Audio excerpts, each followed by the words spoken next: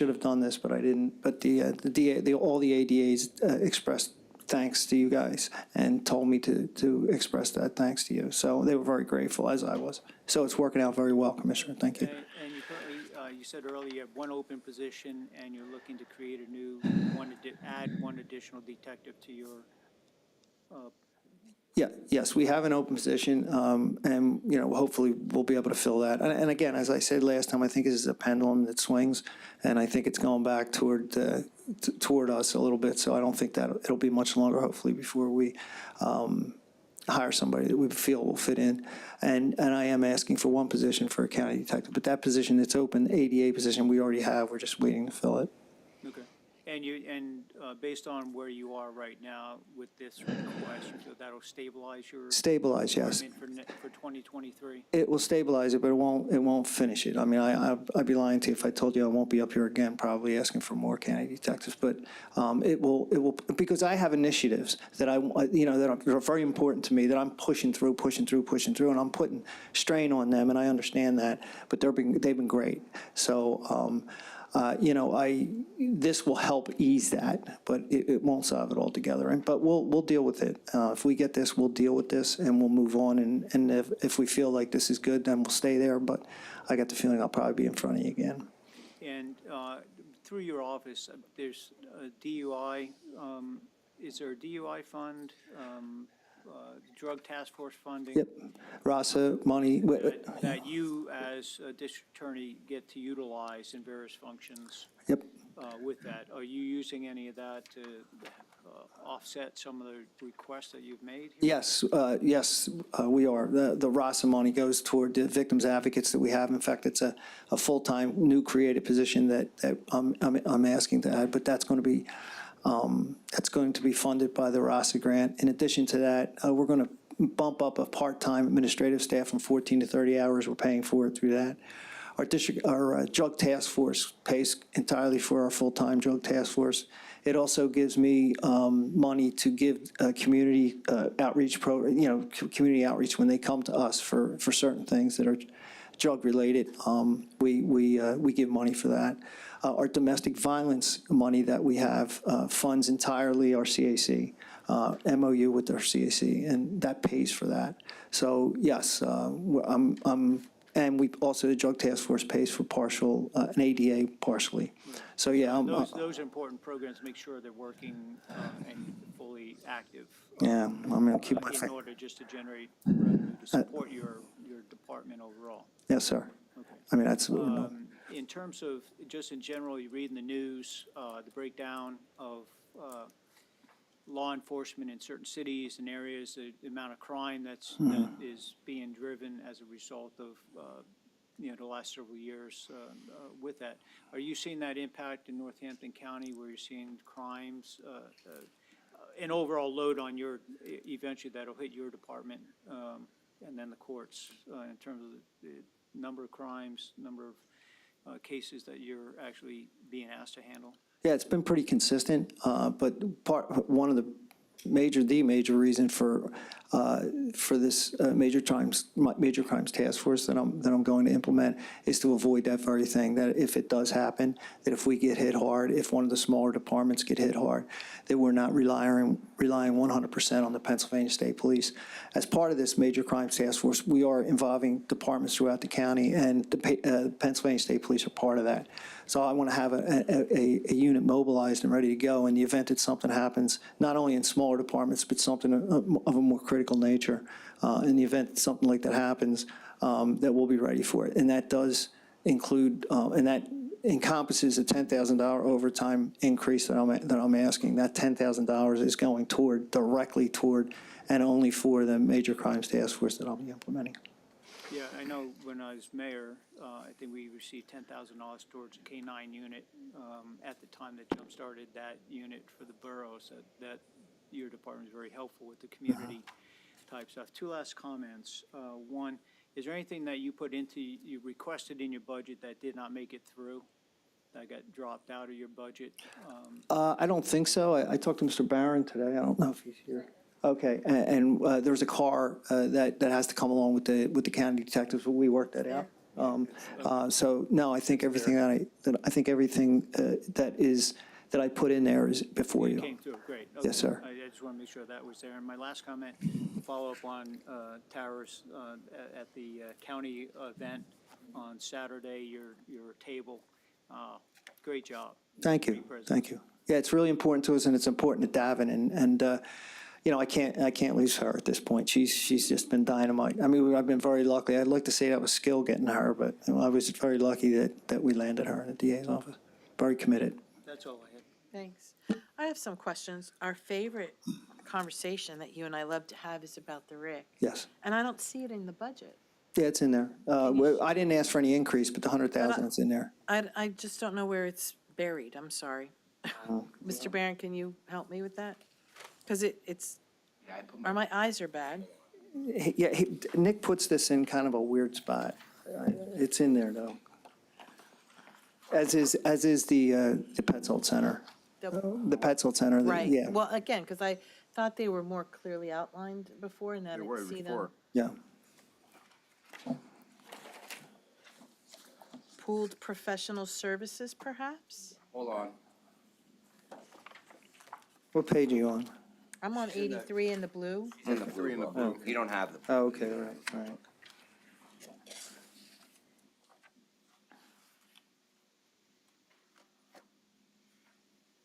That's it. Yeah. Yeah, No, I have it. I'm sorry, the Petzel Center is in. Hang on.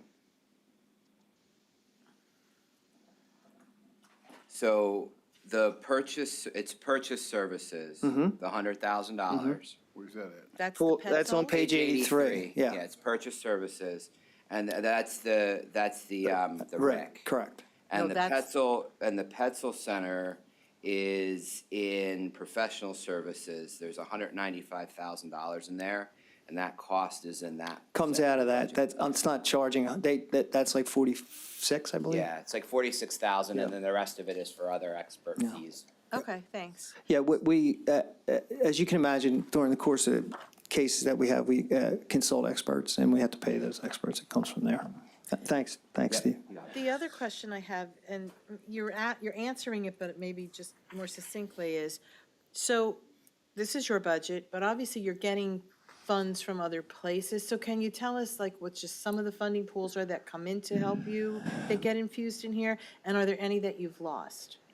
Like Well- grants or state funding, et cetera? Right now, the RASA money has been, that's the victim services money that we receive. And, you know, we're dependent on what the state gives us. It's been pretty consistent so far, and I expect it to continue. Excuse me. The drug task force, the drug forfeiture money is always a hit or miss thing, depending on the activity of the drug task force. We've got an infusion because the drug task force has just been doing crazy good work, as you've seen by the memorandum that I received. So since June alone, we've gotten, I think, $100,000 that we've seized. In addition, we get a portion of money in a separate account for forfeitures from the state. That money has been fairly consistent as well over the years. And I pull from both of those, but that money kind of has to be related to drug activity or drug enforcement in some way. Domestic violence money comes in from fines and things of that nature. Again, that's dependent on the cases that you have, and so I don't rely heavily on that money. It was just the domestic violence money I took because I felt it was the only way to support the CAC, which was really, really important to me, and that was sitting there. And as I told you the very first time I told you about the CAC, I don't know how long that money will last, and so at some point I may be coming before you again to ask to fund this CAC, but for the time being, we don't have to do that. And so as a follow-up to Mr. Meyer's question, so you have been independently doing your own, or you have been collaborating with mental health, or you're just handling the cases as they come? For what? For the CAC? You're talking about for child interviews? We have an MOU with Lehigh County that allows us to use their child advocacy center, and in return, they charge us per interview, or will charge us. And that money will be coming from the domestic violence fund. Is there any reason that we don't have our own internal? Again, I know that, I mean, I certainly understand that if something exists somewhere that you could utilize, I get it, but if, no, I've always wanted one in Northampton County. There just seems to be a hiccup for some reason. It's certainly not from my end. And we're working on it. We're trying to work on it. And as I said, we have a meeting with all the, and we have we have a lot of people that are very enthusiastic about getting one here. So we all just got to get in the same room and we got to talk about this some more. But I continue to push it, and I'm very confident that we're going to be able to get this done. But we're meeting, I guess maybe December 1st. We're going to meet with everybody in one room, and I'm hopeful as hell that this will be the catapult to getting one in our own county. I'm really strongly like this isn't. Yes, I'm very strongly advocating for this. So. did you ever give us, like you gave us a lovely justification, did you ever give us a justification or a cost analysis for that and what that would be for the county? Well, I know we talked about it. We've but- never sat in one room to discuss that. It's covered by grant money. When this first came, I had everything in line and it was all covered. And it just fell through for reasons that we don't need to discuss here. But I can tell you that we were 100% on board for it. And I'm hoping that will continue, that the price, that I will not have to bother you for this. But that's something we'll discuss as a group and hopefully get done. Okay, that's it. Any other, Mr. Cusack? Yeah, I just was perusing the memo that you had sent us.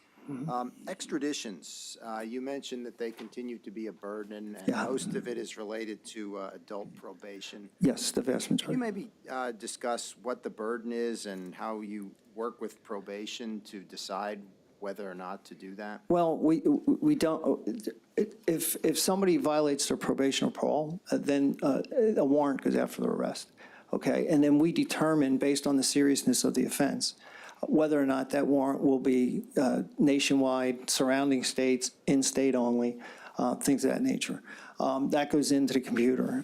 And then, a person or persons might get stopped at some point, get run, and then find out that they have a warrant. They'll be picked up, and then we'll be contacted. Most of the violations are for parole or probation violations.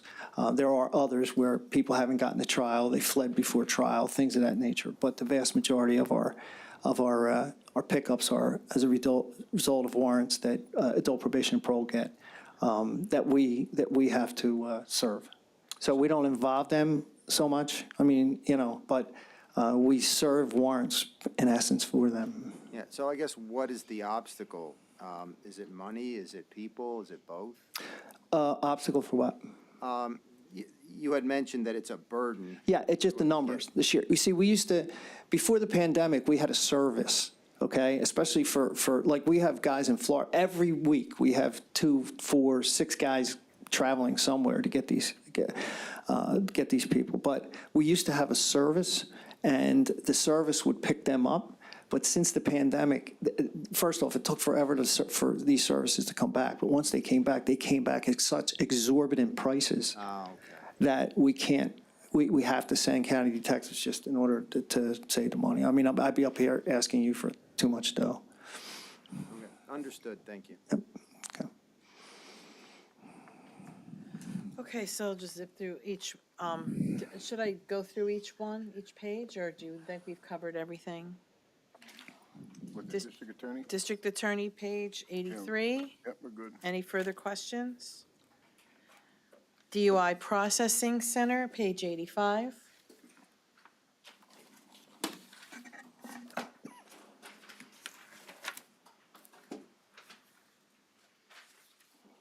Is Nothing? Yes? that at the old police department? The DUI center? Yes, I believe so. And, or what else is in there? Probation? Or what is the DUI center, the old police department that's right down around the corner from us? Is that the DUI center? Oh, no, you're talking about the old Easton Police Department? Yeah. No. What's that building now? That's a good question. I don't know. The yet. courts are there, the CAD Yeah. building, criminal administration. There- Place looks like hell. Just curious. Any other DUI questions? None? Yes, sir. It's directed but general. We had all this American Rescue Act money, and I don't know if there's still any going to be any around yet, or we're going to get any at all. Has your department in general, or this in specific, had an opportunity to be qualified for any of that? Yeah, we're pursuing some of that, Commissioner, but this hopefully will help us with some of the gun buybacks, which I've done. I've used drug forfeiture money for that, but we have Right. put in for that. So have you been able to, for some area, utilize it up to now, Rescue Act money? or- Not yet, but Not we yet. put in for the most recent, and we're waiting to hear. Are you aware, or maybe I'm unaware, of movements to modify the drug forfeiture laws? I've read that they felt they went too extreme with seizure property. That may just be, you never know nowadays where something is actually a movement or something's just something out there in the ethernet. Now, this happens all the time, and it's for as long as I've been doing this job, this happens. There's pushback on the drugs, sometimes there's some restriction on it, and then then it gets loosened. So I wouldn't be surprised if we did hear something, but I don't know anything concrete or anything in the offing that is afoot that is And concerned. one thing you can clear up for me, Mr. Hack, is that I should remember, but I don't. Is the forfeiture kick in with the charge, or must there be the conviction? Nope, there doesn't have to be a conviction. It's just the charge? Yes. Once we charge, then that's because there's a separate hearing for the forfeiture. So whether it's a charge or not, if you want to fight the forfeiture, you're certainly entitled to do so. Okay. And there doesn't have to be a charge to get forfeited, to get money forfeited. Oh, okay, all right, thank you. You cleared that up. Victims of juvenile offenders?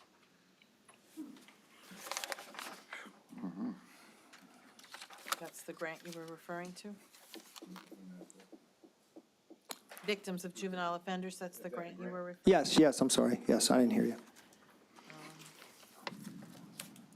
Under Rights and Services Act? Yeah, that's a RASA Also grant. you referred to? That's the rights and, And domestic violence. yes.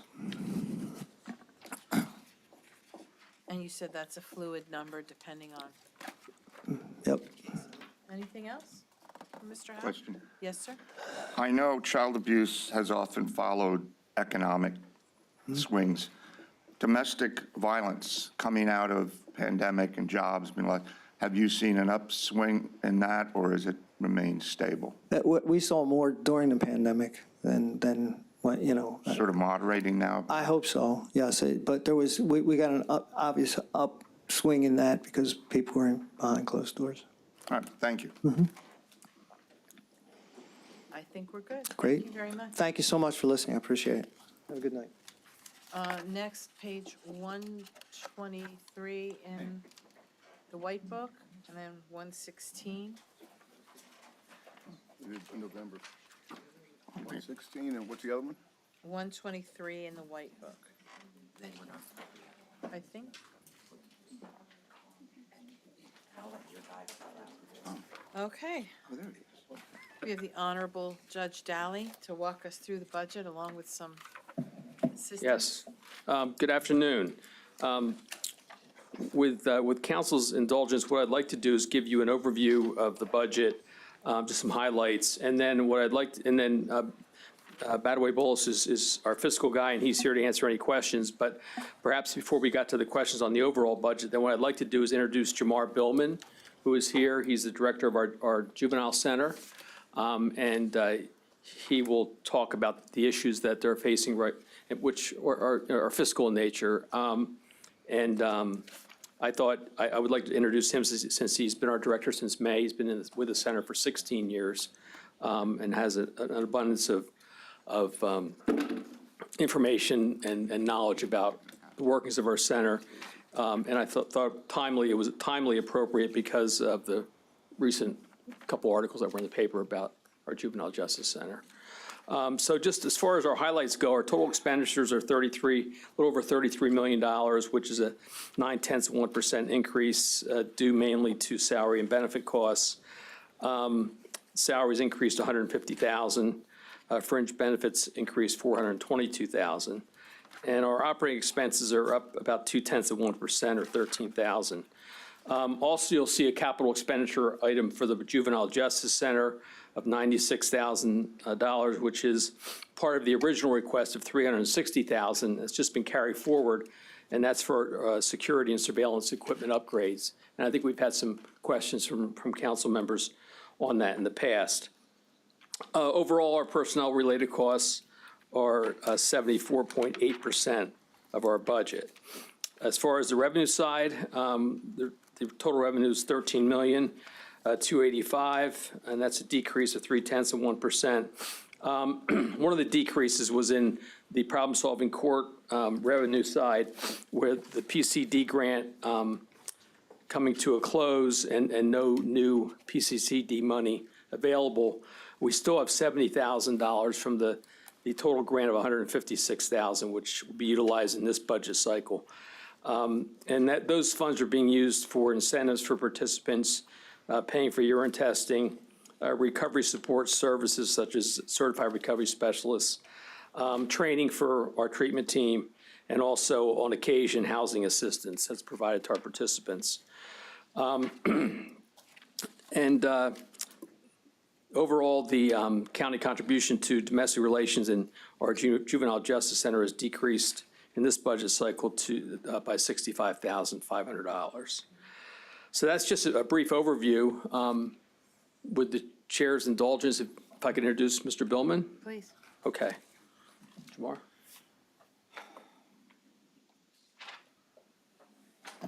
Good afternoon, County Council. My name is Jamar Billman. I've been the director of the juvenile facility since May of 2022. Prior to that, I was a youth care worker at the Juvenile Center, a supervisor at the Juvenile Center, assistant treatment director, deputy director of operations, and now I'm the director. As everybody knows, we have had staffing issues at the Juvenile Center. On top of that, I wanted to talk to you about, our interview process, what we've been doing in order to try to recruit candidates for the Juvenile Center, as well as the lack of a competitive salary comparative to facilities that were within driving distance of our juvenile centers. And I based this off of where our staff have came from, Philadelphia, Scranton areas that are willing to drive to come to our facilities in the past to work. So I looked at that. Our current staffing issues, not the staffing crisis, but the issues that have occurred because of the lack of staffing with the staff, not being able to get days off, time off, not being able to be with their families, and then just their current culture of the facility. As everybody has seen, there has been 3 separate articles regarding the facility from past employees, and out of these employees, none of them have been in our facility in over a year and a half. So to gauge the culture of the facility, I want to talk to you about things that OCYF, and that's our licensing body, the Regional of Children and Family Youth. They service our facility, they oversee us, and they overlook our license of the facility. Since I've been in the facility, I've been the acting director since December 15th of 2021. We have 57 youth care worker positions available, 6 supervisory positions available, as well as 5 part-time positions. You want to give that number again? Slowly. 57 youth care worker positions. We have 6 supervisory positions available, as well as 5 part-time positions available. Out of how many positions in total? Out of all the positions, they are our totals that we have. But currently in the building, we have 21 full-time youth care workers. We have 5 supervisors, and we were able to fill all 5 part-time positions. So you're down 36. Right now. Unfortunately, in November, we already have 4 staff members that will be leaving our facility. Are they retiring or are they just leaving? One is retiring, One's actually moving back to Texas. We have one that's getting transferred to pretrial, and then one is actually leaving our facility. So he resigned his position last night. During November 1st, we'll be operating at under 25%. Under 25%? Under 25%. Going into the holiday seasons, with priority days, these are the times where our veteran staff use their time for priority days to take off. So we're going to be in a staffing crunch during this time frame. Mr. Billman, can I just slow you down and interrupt you a little bit? Absolutely. So that's your staffing. Your licensed bed number is what? We have 36 available detention beds and 48 available treatment beds. And then can you give us that data as well? How many detention beds are filled at this time and how many treatment beds are filled? Currently, as of today, we lost some kids. We have 11 detention beds. We have 3 different licenses for our treatment units. We have a boys community-based treatment unit, and they have 6 residents in that facility. We have a girls community-based treatment program, have 5, and we have our specialized treatment facility, which has 6 kids and about to receive our 7th. And so have you had to refuse admissions due to your staffing? In all programs. In detention, besides Northampton County, we always take our Northampton County kids that need detention beds, but we turn down 3 to 5 beds a day from out-of-county probation departments. Sorry, go ahead. Just one. So our, oh, guys, I'm sorry. And I'm sorry, I'm not trying to get off topic, but just for a point of reference, is Lehigh County having similar issues with their juvenile center? They shut down their juvenile center in 2014. We're the only one. We take their. So in the state, there's a lot of juvenile facilities shutting down in the state. I mean, they're having the same staffing crisis as we are. But in the Northeast, besides our facility, Montgomery County has a juvenile facility, Bucks County has a juvenile facility, and then Abraxas has 2 different detention facilities for juveniles. Are they having staffing issues down in Montgomery County and Bucks County? Everywhere is having some kind of staffing issues. Thank you. Because of our licensing body, we have processes that we can't even accept or offer a job to a potential employee until certain requirements are met. So we have 2 interviews. We have our interviews with our supervisory team, as well as an administrative interview with staff. Once they are moved past that process, they have to take an MMPI. It's a Minnesota multiphasic personality inventory. And then the doctors read the MMPI results and meet with the staff and see if they're right fit for the facility and they're stable enough to work with children. Since January 1st of 2022, we had 63 interviews for potential employees. 38 out of the 63 potential employees met the requirements to move to a second interview. Out of those 38, 21 of those candidates completed a second interview. 14 declined a second interview due to the lack of a competitive salary. And we are currently in the process of interviewing 3 more. One was actually interviewed today and moved into the MMPI phase of the interview process. 17 candidates took the MMPI test and 4 were turned down the MMPI test because of salary. Out of the 17 potential candidates, we hired 7 youth care workers. 4 potential employees wanted part-time, but all 5 part-time positions are filled. So we can't hire them. They don't want full-time, they want part-time. 4 rejected the job offers due to the salary, and 2 were rejected by NCJJC due to them failing to disclose information in their criminal background. The other process of our interviews is that they had to have their FBI clearances, their fingerprints, which could take up to 3 weeks minimum. They had to have their state police clearances as well as their child abuse clearances. Then they had to have their physical completed with a TB test. And then they had to have their transcripts, college transcripts, because they had to have at least 60 college credits in order to apply for the job. So acquiring all that information and making sure that they get all the clearances back takes anywhere from 3 weeks to 6 weeks. And by that time, if they're looking for other jobs, other people are able to get those employees and take them out from under our arms. We have utilized Indeed. We have gone to job fairs.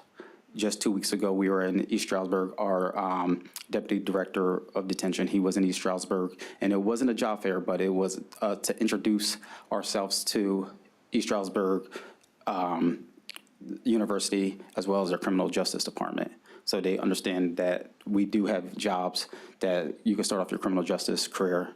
We have reached out to L-Tri-C, Northampton Community College, in order to be a part of their job fairs, so we could try to attract potential employees, as well as the $3,000 signing bonus that use passed for our facility. But it has been really unsuccessful, and it continues to go back to one talking point, and I know you heard me say it multiple times. The lack of the competitive salary, we're starting at $16.46 for the youth care workers. And with that being said, our supervisors are starting at $21.16. In 2014, prior to Lehigh closing, their youth care workers were starting at $17 an hour in 2014. That was more than what our youth care workers are making now, starting salary. Abraxas, their starting rate is $22 an hour. Montgomery County starting rate is over $20 an hour. It was $44,000 that they would be making a year at Montgomery.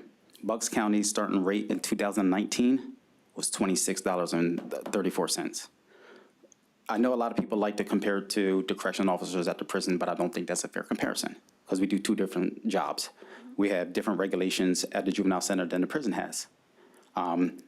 We had to have a higher education, but more importantly, we're more hands-on with the children because of the regulations that we are under from OCYF and the 3800 regulations. So we're actually intervening during crisis. We're role models. We have to be teachers at times, and wear a lot of different caps when we're working with the kids. If there is a restraint, we don't place them in a cell and leave them there.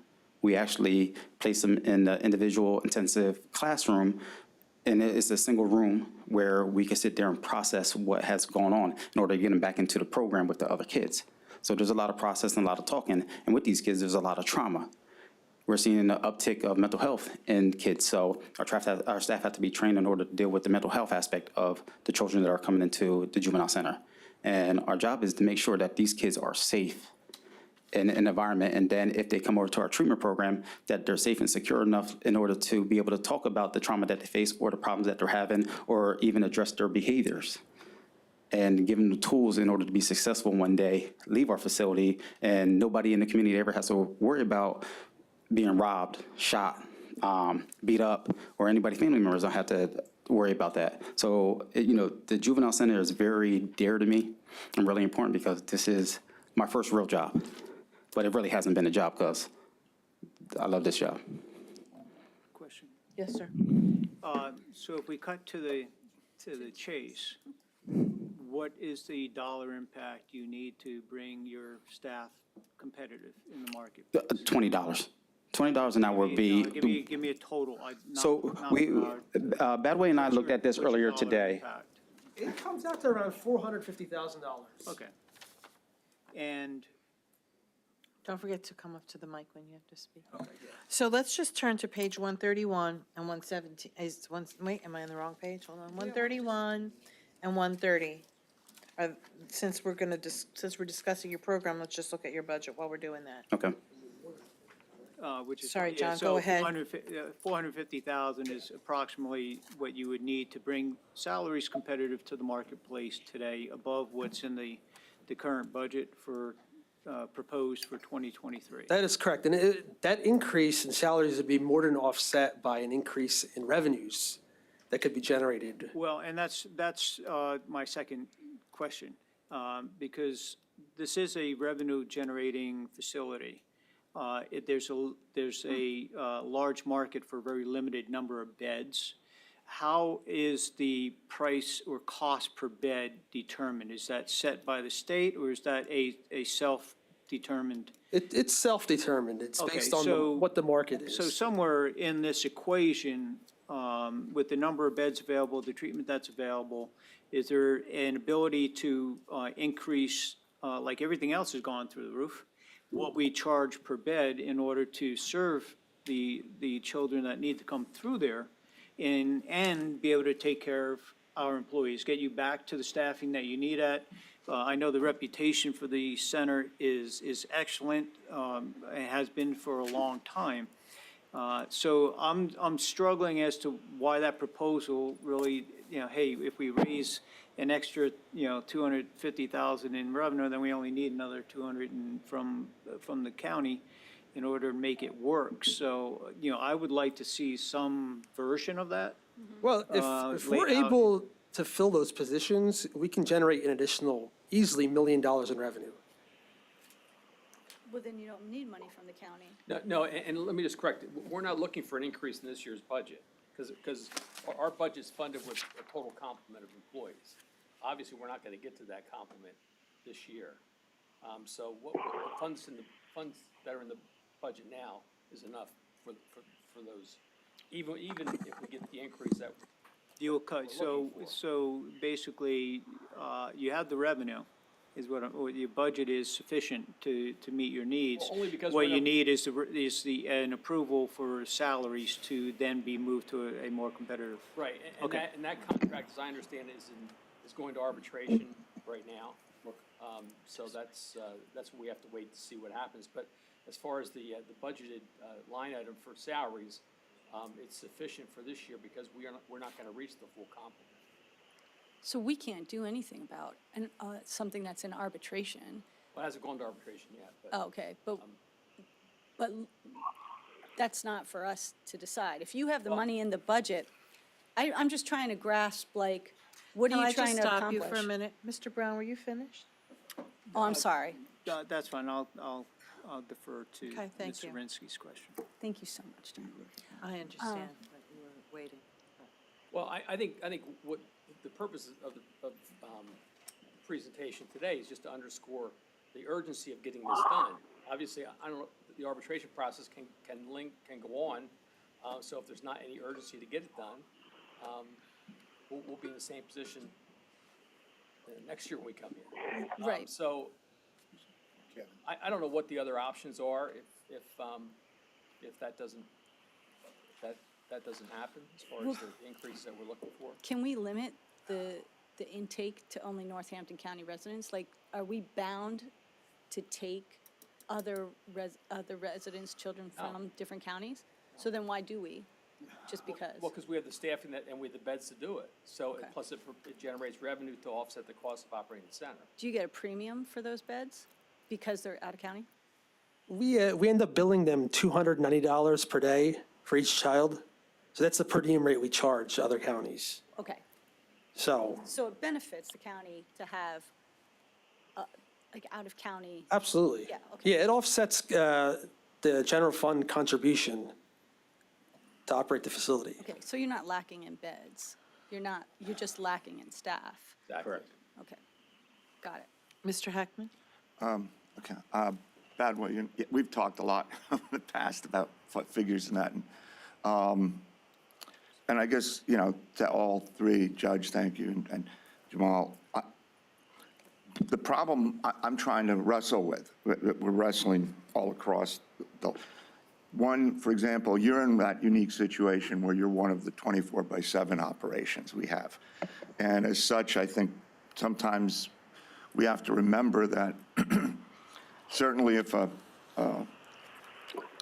Walmart closes or a McDonald's closes, the jobs go away, but there's other stores, whereas we have to be open. We have to, we have to have a juvenile justice. To not get rid of it, we better have an alternative plan. And so I think then with the employees, the stress level of, I know we put out a request to get RFPs, but whether that leads to anything, that is down the road. And you never know where that's going to go. I mean, we're just at step one. So you are in a situation now where you have a problem now. And I guess the concern is, I would think, the stress level for the jobs you have. I know I work with juveniles, and people have a perception, well, they're just kids. I broke 3 ribs with a skinny 14-year-old once, trying to keep him from hurting himself.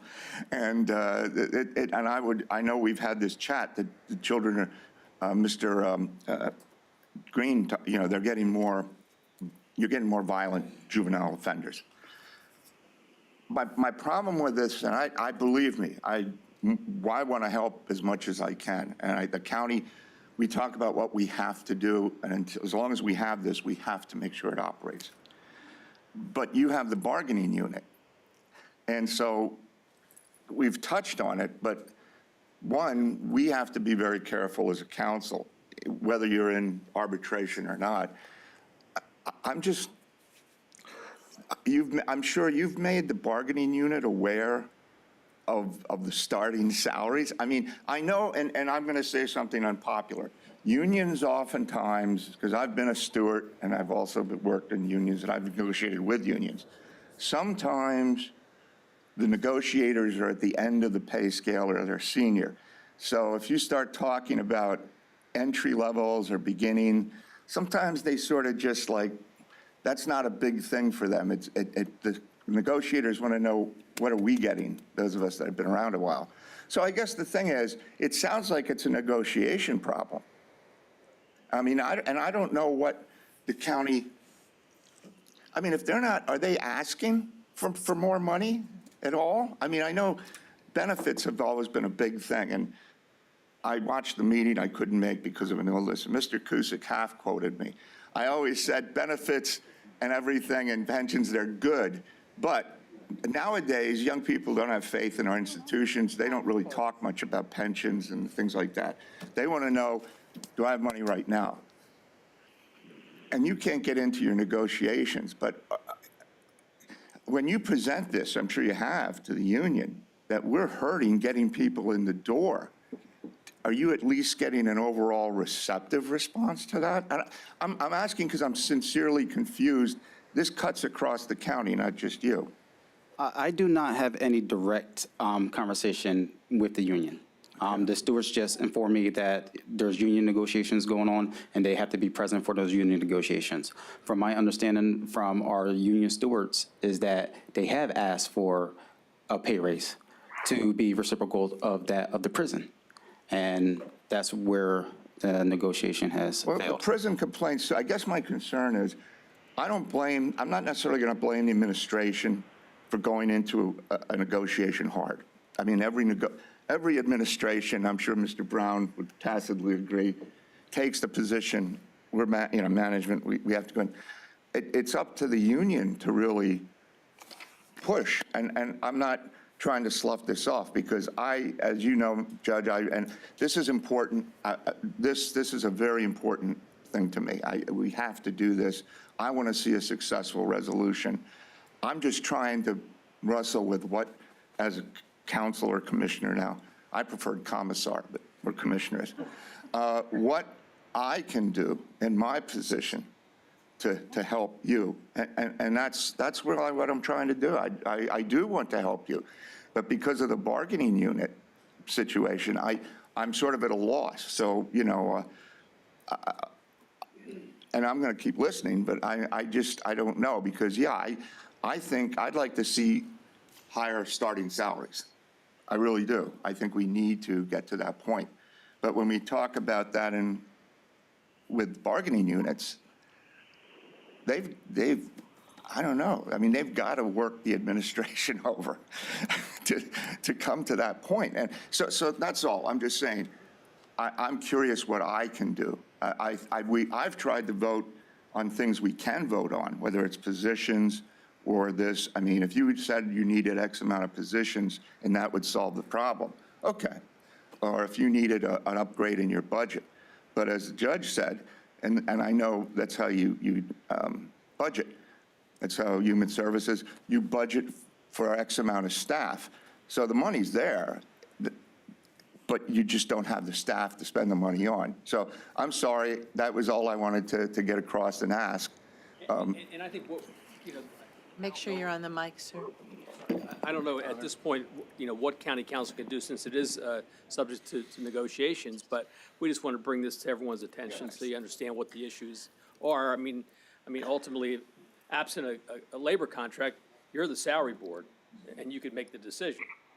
But So what I'd like to do in the interest of time, because we have to review your whole budget, and I do appreciate you coming here today. I know that on November 2nd, Mr.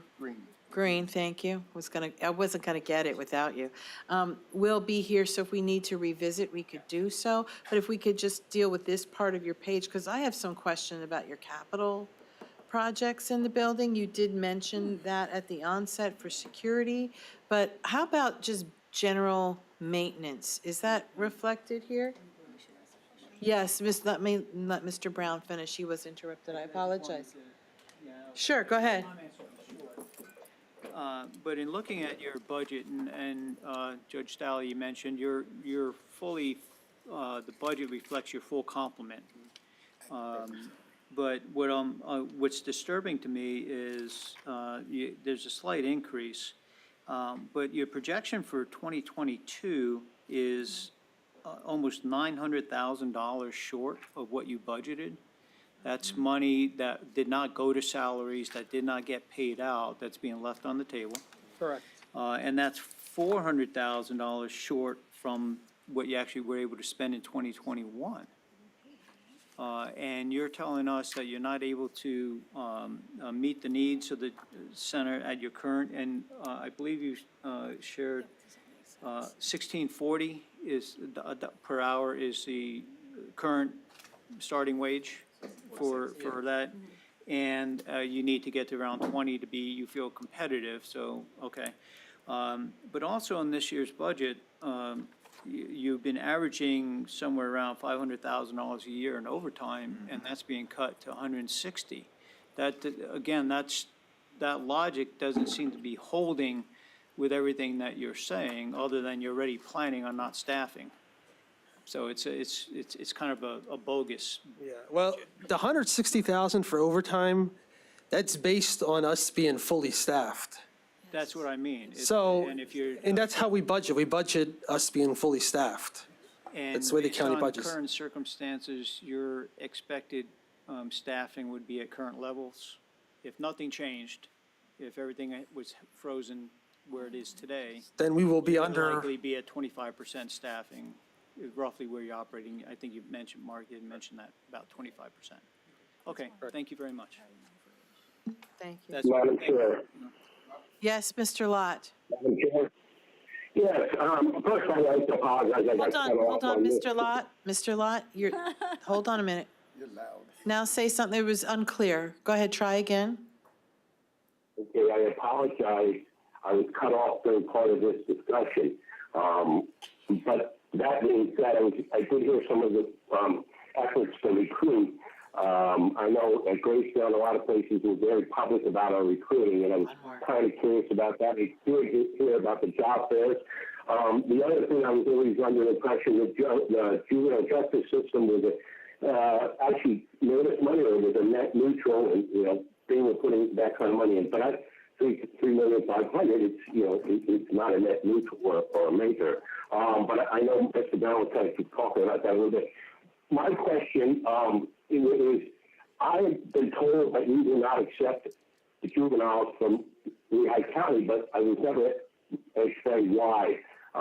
Number one, is that a correct assumption? And number two, is that true, and why?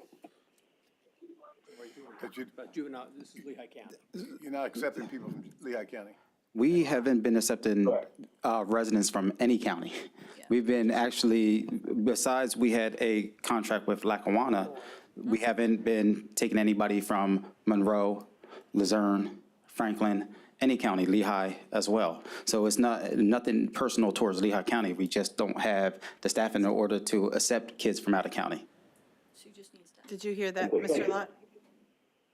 Yes, I did. Thank you. We actually have a great relationship with Lehigh County that we've been in conversations, and when if and when the staffing returns to good numbers, we will be able to open up our detention facility to out of county. But right now, we have to focus on keeping Northampton County safe. Mr. Meyer? Oh, wait, Mr. Lott, did you want to follow up? Yes, so I realize lately that we have not been taken, and I think I heard that explained earlier, but when was the last time we took anybody from Lehigh County? They haven't. It seems like that's a lot longer than this current issue. It's probably been a year, I believe. Thank you. We met with Lehigh County approximately a year and a half ago in order to discuss getting back into business with Lehigh County. Our administrative judges were present, their administrative judges, their juvenile probation department, as well as the juvenile detention facility. And we talked for over an hour and decided that we would be accepting Lehigh County residents back into our facility. But at that time, the pandemic occurred and staffing issues occurred, so we weren't able to bring in kids from Lehigh County. So what I'm hearing is that you had a meeting about a year and a half ago to kind of clear up an issue because we weren't accepting them. And that's why I'm asking, what is that issue that you met a year and a half ago that you're not accepting? That it sounds like you're telling me that that issue is no longer there, but that's the issue I'm asking about. Thank you. Unfortunately, I'm not able to answer the issue about what was going on with Lehigh County. I was not an administrator at that time or involved in the issues at hand at that time. Okay, thank you. Mr. Myers? Okay. You're operating at 25%. We're not taking people from inside, so your numbers are going to be skewed because of this. That's correct? Correct. That is correct. And we really can't get into anything about payroll, finances, and that because there's a CBA out there. That's something that's going to have to be worked out with the administration and your staff. Is that correct? Correct. Capital projects, what are they and what are you estimating cost to a certain extent? Can you give us a little bit about that? You're talking about computer? So we're looking to upgrade our security system. We had Johnson Control in, Siemens in twice. They were in as early as last week, as well as Stanley's. And we have to upgrade our infrastructure for our control center. We look to have the last bid in sometime this week. As Siemens said that they'll be able to get us to it before we could actually select a bid and move forward with the project. That's very important because of our security system. If our security system goes out, we're going to have to operate hand keys throughout the whole facility. Okay. You installed a new system in your hub system. Is that completed? No, that's what we're talking about right now. So what you were planning for last year wasn't done at all? Is that correct? That is because correct. Mr. Green came in and asked for a certain amount of money, so that was not done at all. We started the process in June. And that was $400,000, if I'm not mistaken, at the time. 160,000. And what we anticipate doing is expending some of those funds this year. That's why the carryover for next year is 96,000 Okay, in the 2023 budget okay. of that original 360. You were doing some exterior work down there. Is that part of your capital budget? Or was it around your building? That probably falls under Public Works maintenance. It's not in our budget. Are the steps? Is that what? Steps, yeah, that falls under Public Works. So it doesn't It's a come out of different your budget. budget? It doesn't come out of our budget. No, I'm confused because we told us, when someone mentioned that to us a few weeks back, it was you guys were taking care of it. No, that's through maintenance and custodial Public Works. You gotta make a note of that because we gotta find out who the hell was doing that. Okay. So at this point right now, what you're saying is you're at a crisis and you also have to worry about educational. How many kids do you have to take? Do you have to take people out or are you bringing people in to educate these kids there? Because they do have to have an educational requirement, correct? Yes, we're, Colonial IU is the Out of one Quakertown. that provides education in our facility for detention and treatment residents that are not community-based. Our community-based programs, we're actually transporting them either to LLA Lehigh Learning Academy. One goes to their homeschool Freedom, and Colonial Academy actually brings a bus to pick the kids up. So we do have kids going out into the community for school. Okay. That's fantastic. I was a little concerned about that. There's something else, but it just kind of slipped through my mind as you were talking about the educational part of it is. All right, here's the other question. It is, the Juvenile Justice Center is a juvenile justice prison, correct? To a certain extent? I wouldn't consider it a prison. But you're holding these folks in a 24-hour scenario, just like our prison does. Whether we want to call the prison, technically speaking, they're in a lockup situation, correct? They can't just walk out. Correct, but incorrect. A detention facility, they cannot just walk out. Our community-based programs, the kids do have the ability to just walk out, and we can't restrain them for walking out of our community-based program. So they do have the ability, but being court-ordered there and, receiving the services in the treatment side of it, they tend not to walk out. We also have some kids that are there that are hardened or have done some very bad things. Correct. And those folks are more or less in a different part, or is this all a community thing? Are they in their own separate little cubicle? So we have our detention facility, and this is where the individuals that you're talking about, our direct file cases are housed. And they are housed with other juveniles, because it hasn't been determined that they will be tried as a juvenile or as an adult. So they're actually in our detention population, which is secured and away from the treatment residents. They never come in contact with the treatment residents at all. Okay, those folks that come from Lackawanna, they have court cases. We have to transport them?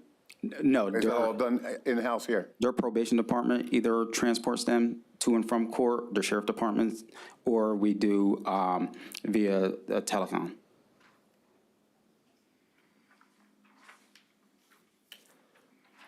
Okay, kind of answers my questions. I'll get back if I have anything else. Thank you. So, I'm sorry, can I just double cut it and then, so I was about to ask about the maintenance. You said it's a maintenance department, so you have, if you need painting or you need a wall repaired, how does that happen? That does not come out of your budget, you're saying that's a separate fund, correct? Correct, yeah, it would come out of maintenance's budget. Maintenance for the county. Yes, county maintenance. It says here in the budget, under, it's on page 130, so your inter-county juvenile charges were 1.7 million in 2021, correct? Projected at 1.2 this year? I Correct. assume we're not going to get near that this year, or is that? Probably not, maybe around 900,000, I'm thinking. And then 1.6 next year, so that if you got to a fuller complement of staffing, that would be the money that you would garner from these external counties sending us children, correct? Yeah, that what and that and there's a figure good possibility we'd probably go over 1.6 million.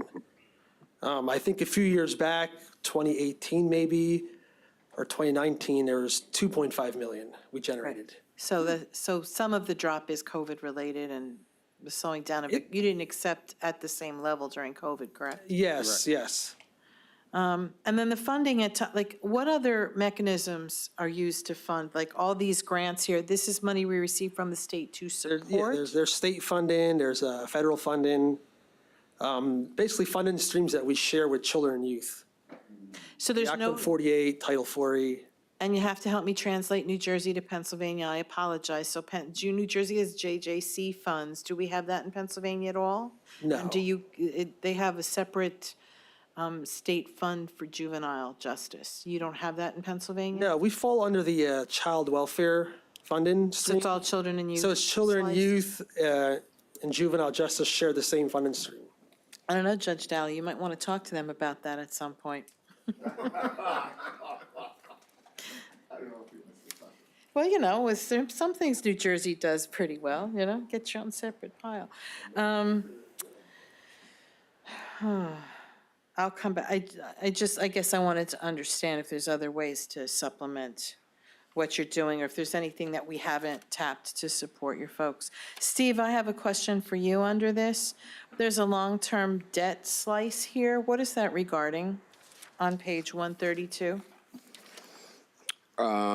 The long-term debt slice, so we talked about the improvements and stuff like that. So remember, we passed the Johnson Controls lease. So the chiller and some of the other upgrades to the building were, the Juvenile Justice Center was included in that.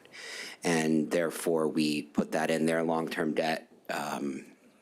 Well, it says bond interest, bond principal, GISA interest, and GISA principal? The GISA interest and GISA principal is the new GISA, that is the lease we talked about. And when they expanded the Juvenile Justice Center a couple of years ago, Ms. Vargo Hefner, you weren't on council, we are still paying that debt service down. And that's the bond that it's referring to? That is correct. Okay, thank you for clarifying. 2009, yep. Because we didn't build anything new, I didn't know what that was. Yeah, Thank some you. of it might be from the original bond from 1999. Yeah, there's the clearly was not the here. 1999 bond was refinanced into some of the 2009 bond. So he is correct, but you wouldn't see any of the 1999 bond. That has been closed out a long time ago. Okay, thank you. Mr. Cusick, I defer to you, I'm sorry. No problem. I just had a couple of comments. I share Mr. Brown's concern regarding the overtime wages. I think what's listed in your budget is unrealistic. This year it's 680,500 is your projected, and to budget 160,000. I think that's either inaccurate or misleading at best. And the other comment I had is I'm looking at the county contribution and transfer in, and all of this seems to go together. In 2021, the county contribution was about 1.57 million. And it's anticipated this year to be almost 2.7. So it basically, we're taking care of fewer kids, and it's costing us more money. And I think that's the bottom line. And I think, at some point, we're gonna have to really analyze whether or not it's worth it for, it looks like there's just 30 right now, whether we should look at whether or not it's worth it to work with some other county or some other entity, because unless this turns around, it's going to continue to cost us more and more and more. So that's just my thought. Well, the argument on that, Wait. Yeah. The county contribution is based on us being fully staffed. We're not going to, so if we're short-staffed, we're not going to need that much money. The 2.5 you're referring to. That's projected for this year, 2022 projected. For 21, this is in the blue book, the 21 actual was about 1,589,000. The 2022 projected is 2.67 million. Well, that's due to the So- drop in revenue, out-of-county revenue, though. Okay, but again, the contribution has gone up $1 million in a year. So unless that's inaccurate as well, what it's showing is that it's costing us an extra $1 million in county contribution to care for fewer residents. Is that accurate? Revenue stream, because of the out-of-county revenue stream. But I think I could Could we let them speak, please? jump in on this conversation. For $290 a day, the Northampton Juvenile Center is extremely cheap compared to the other programs out there. Abraxas has a detention facility. $390 for one of the programs a day, or $420 a day. So we have currently in our facility 30 kids that you would have to place externally a day. Add that by 365, and that's a lot more than $2.7 million we're talking about right now. So to close the juvenile detention facility or work with another county, we're talking millions to the taxpayers. Millions and millions of dollars to the taxpayers, not what we're talking about now. Well, and again, if the current situation continues the way it is, we will continue to see an increase, though. Am I correct? It's quite possible, yes. Yeah, that would so if happen. we're understaffed and we're unable to bring in the revenue from the other counties, it's going to cost us more. So the bottom line is that if we're gonna continue to operate this, we gotta hire people, we gotta staff the place, and we gotta fill it up. So I think that's your charge here, and that's what I'm trying to get across. But definitely sending the kids all out will definitely add to our budget. If we'd have to send every child out and pay for them at private facilities, We're paying more. you're going to see a huge spike in expenditures. Well, again, other counties have made that decision. And so it's not unprecedented or unheard of for counties to take that action. I'm not saying that I'm in favor of it. What I'm saying is that it's incumbent upon you to prevent that from happening by recruiting the staff, filling the beds, and making this work. Because if it doesn't happen, well, then this body has to look at all of the options. Thank you. And what we're saying is we can't do that at $16 an hour. Okay. It's not going to happen. Well, there you go. Mr. Gafredo. Who sets the prices for the beds? We do. We do. Yes. Okay. You guys do and we approve, is that how it works, or do you guys do that without our approval? We have contracts with each county, and the contracts get reviewed by a solicitor, and they get signed by our county executive, Okay. and also the president judge as well. Yeah, and just piggybacking on what Mr. Brown said, absolutely. Everything has gone up. I would say it seems like there's fewer and fewer places doing this service. It should absolutely be something you guys look into to increase the pricing of what the county receives for receiving juveniles, so. Absolutely. Thank you. That's definitely what will happen. And if I could just say one more thing to Mr. Kusik's point, is that you have to consider also the benefit of our juveniles remaining in Northampton County. That's very important. So if, like I said, I would like to at least table this part of the discussion. I'm sorry, what I'd like to do is I'd like to have him come back on the second, because Judge Daly has 7 other areas we have to cover with him. Would you like the last word? Oh, he always does. Well, because you're going to be impertinent if I don't let you. But I mean, we're talking money, this is when we talk money. Okay. Anyways,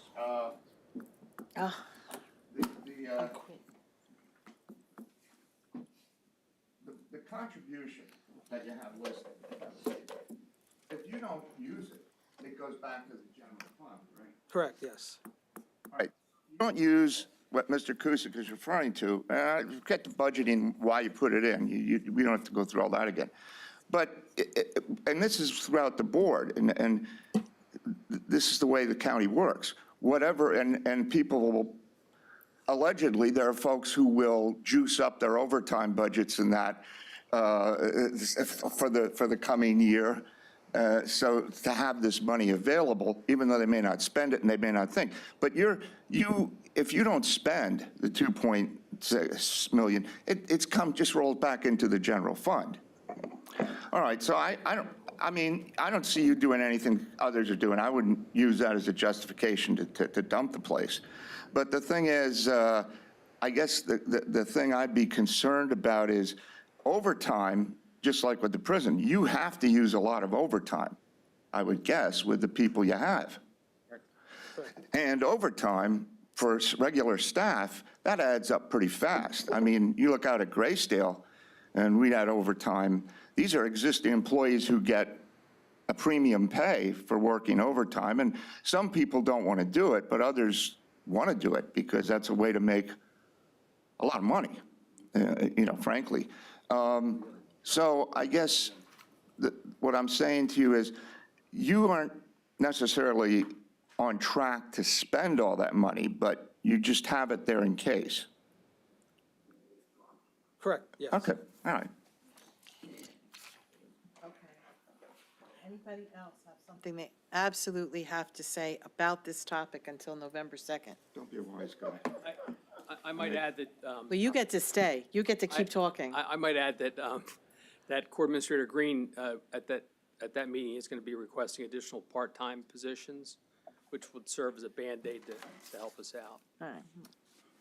And Just a sir, Band-Aid? please understand that I'm not trying to cut you off in any way, but we've spent an hour discussing just your program, And Judge Dowley's significant other is going to be very angry with me because dinner is going to be cold. So and then everybody else's family is going to be calling me too, so.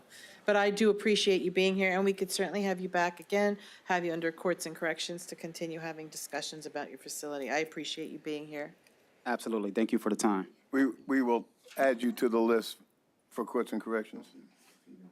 I look forward to seeing you, Mr. It's Billman. an hour. You too, Ms. Myers. Okay. I'm getting my crib notes from Mr. Heckman. Let's go back to the beginning. Well, Judge Dowley, I have to blame you because you wanted to bring him up first. So tell your wife that that was your choice. Can we start with the magisterial justices?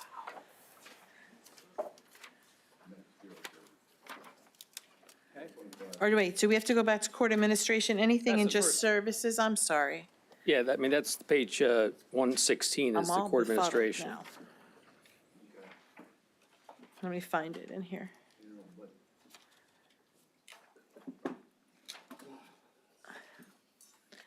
Any questions about that? Staffing, et cetera? 124 in the white and 117 in the blue.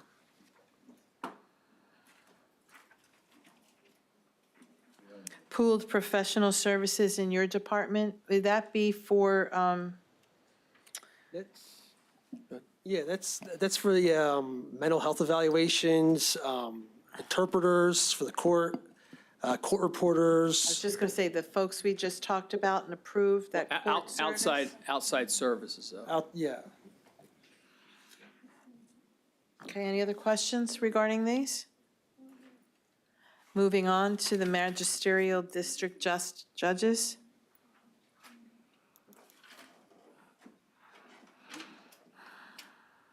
Didn't we just move one of these magisterial judges to a new location? I I don't, think the guy in Wilson got moved. He was going to. the lease. Yeah, it's going to go to West Easton. Judge Etter. I don't think that's occurred yet. I don't think. No, I don't think so. Is that in here? Well, all the leases are in here is put under pooled occupancy cost. And the process is the courts normally determine where the offices are going to be, and then the solicitor's office reviews the leases and approves them.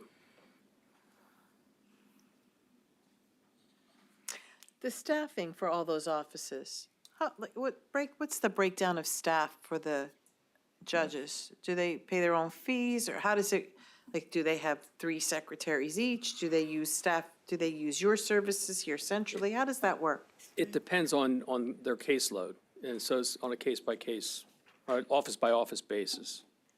So they will petition to you folks, and Well, then you will. usually, the president judge makes those decisions. But it's based upon their caseload, and like some offices have a lot of parking, Bethlehem City parking, for instance, so that requires additional clerical work to process those tickets and things like that. And then we also have the central court here, so when a district judge comes to central court, they bring a staff person with them here as well. Okay. Any other questions? Yes, sir.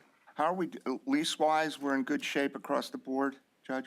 I'm not aware of any issues. Okay, fair enough. We can check with Mr. Green on that.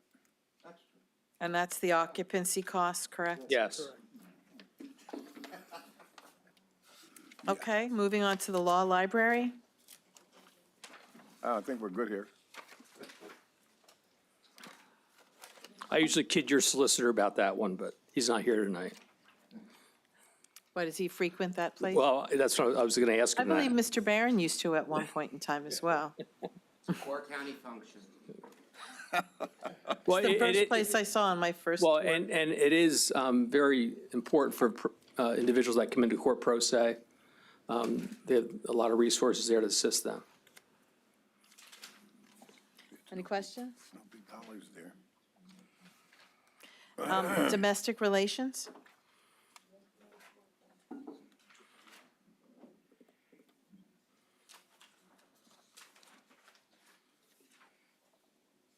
What's the difference between the domestic relations that we're dealing with the DA and you guys? Well, this is for domestic relations as it This is- relates, this is the husband-wife thing, the child- as it relates to child support. And that, is that done monthly? Or how's that handled? Well, the hearings are held as needed, and then those that are in violation, they come in and they could be benchmark at issue for non-payment, and they can end up before a judge for a hearing. But we also have other hearings that occur on a monthly basis as well. In the ordinary course, someone could be requesting a reduction, someone could be requesting an increase, things like that.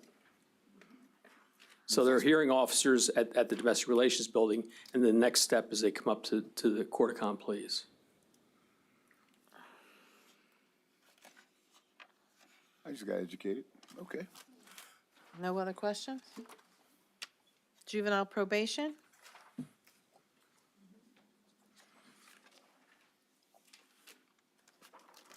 Are they fully staffed? Probation, yeah, yeah. they're fully staffed. With probation officers. I think there's one vacancy for a secretary. And where are they located out of? They're in In the Juvenile Justice Center. Okay. And we are, I don't know whether we've started this yet, but we are attempting to utilize some of those. If they're interested, the juvenile probation officer, they have the same clearances as the youth care workers, to utilize them to fill in the Juvenile Justice Center. How many supervisors do they have? In juvenile probation? Yes. Well, there's director and then there's two deputy There's directors. a director, the chief juvenile probation officer, the deputy chief, and then there's a supervisor. Yeah, So 3 administrators. yeah. And how many, I believe it's 21 or 22 probation officers. For juveniles only? Yeah. that's just juveniles, I was asking for that, yeah. Because I was looking at their salary overtime, right? May I move on, sir? Mr. Myers? I'm good. Thank you. Ms. Zirinsky? So you just said that you use the probation officers because for the juvenile, Juvenile Justice Center, I mean, I don't think we started that. It hasn't happened yet, but No. it's been oh, opened it up. hasn't had. Okay, because my question is, even though they have the same similar clearances, they might not have the same education. Or do they Well, have they're the all same? college degree. They all have college Oh, degrees. but you don't need a master's degree? No, And you don't have to have a degree in like clinical counseling or social work? no. Oh, College degree. just a college degree in anything. So run-of-the-mill like college somebody degree. with a Criminal run-of-the-mill justice. philosophy Yeah, I mean, degree. usually they're Go criminal. and get one of those jobs, see? No, usually but criminal usually they're justice. criminal justice. Usually they're criminal justice. Okay, Come through just the a, system here. Or they transfer from one place to the other. Yeah. They could be at the juvenile justice center and transfer over to juveniles. Yeah, we have a number of probation officers that were youth care workers. Yeah. That's why I'm making the point, I knew about it. yeah, I just, for some reason in my mind, I just thought that necessitated counseling or social work background. But no. No, I mean, we have treatment providers in the treatment center, but they are outside providers that provide those services. Okay. And then we have our own supervisors in there as well. Correct. In treatment that oversee it.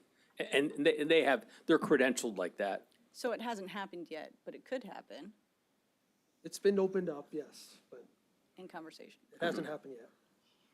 You haven't gotten that desperate yet, Well, Well, no, we're desperate, but but not quite that, it's coming. That's what you're telling me. Got it. Okay, I'm done. Thank you. Could I, at this point, I guess I want to double back overall. What departments are, like probation officers, yes or no, are union-based or career services? Can you help me understand who's union-based and and who's not in your employee? probation officers are all career service employees. They were part of a union and they decertified maybe 4 or 5 years ago. Right. Something like that. Both juvenile and adult? Juvenile and adult, yes. So the employees in the court administration, are they career services or are they The union? judicial secretaries are career service. The court reporters are part of a union. Law clerks are career service. Clerical staff is. Excuse me. Yes. Clerical staff is part of the union. clerical staff for all departments? No, that's in court administration, Okay, yeah. Thank The you, judicial Kika. secretaries are career service. okay. And then the problem-solving court staff? We don't have, I mean, we have our coordinator who's on a contract. Right, so that's, And then those that are involved are juvenile probation officers that are county employees. and then juvenile justice center, all staff are union or just the actual The child youth, care youth workers? care workers are union, That's it. And then the rest of the staff, like, career service, the rest of the staff, supervisors are sort of in limbo, I Yeah, the guess. supervisors are in limbo. They had a meet and greet with the union, and nothing has came of that since a few months ago. okay. And then the last department is DUI, but that's under problem-solving courts as well? DUI is actually, they're probation officers, so they're career service. Okay, DUI. thank you for that. Sorry about that. Any other questions regarding probation? Juvenile? Any questions regarding adult probation? Are they staffed correctly, adult? Yes, yeah, Yes. those- Full complement, yes? yes. We're sure about that? Yeah. Yes, we are Pardon? sure. They're No, fully because staffed. I was, was told Yes. that. No, adults fully staffed. They had 3 vacancies, but I think they filled them in the past month or so. Yes, at one point, yeah, they were. Do we own all the services?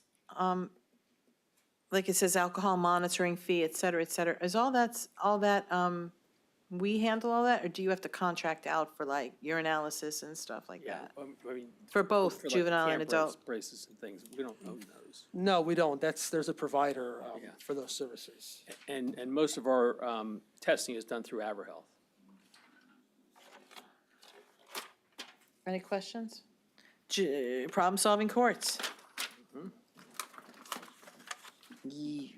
Mr.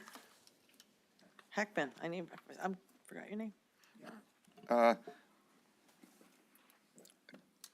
Judge, I was noticing, and between you and Badway, how the court's going well? It's a great idea. Yeah, I mean, we can, I can just give you a brief overview. I'm So sure. right now, in mental health court, we have 16 participants, 8 male, 8 female. The breakdown is 2 African-American, 1 multiracial, 13 Caucasian. And so far in that program, we've graduated 87 people. So those 87 people had their charges null prossed, and so they left the program without a criminal record, at least if that was their only case. And we have 8 pending applications and 9 pending with the DA. Recovery Court, we have 47 active participants, 30 male, 17 female, 3 African-American, 4 Hispanic, Latino, and 5 multiracial. And graduates to date in that program are 79, and we have 4 pending applications. All right. Oh, you're finished with your, a question, because I was looking at this, and I realized, as I saw that your intergovernmental dropped, significant amount, 33%, and it was because a prior year grant ended. Isn't that, what kind of impact is that going to have on the court? I mean, Well, to make it's that not up? going to, it shouldn't impact us this year because we have, I think, 70,000 carryover from that $154,000 grant.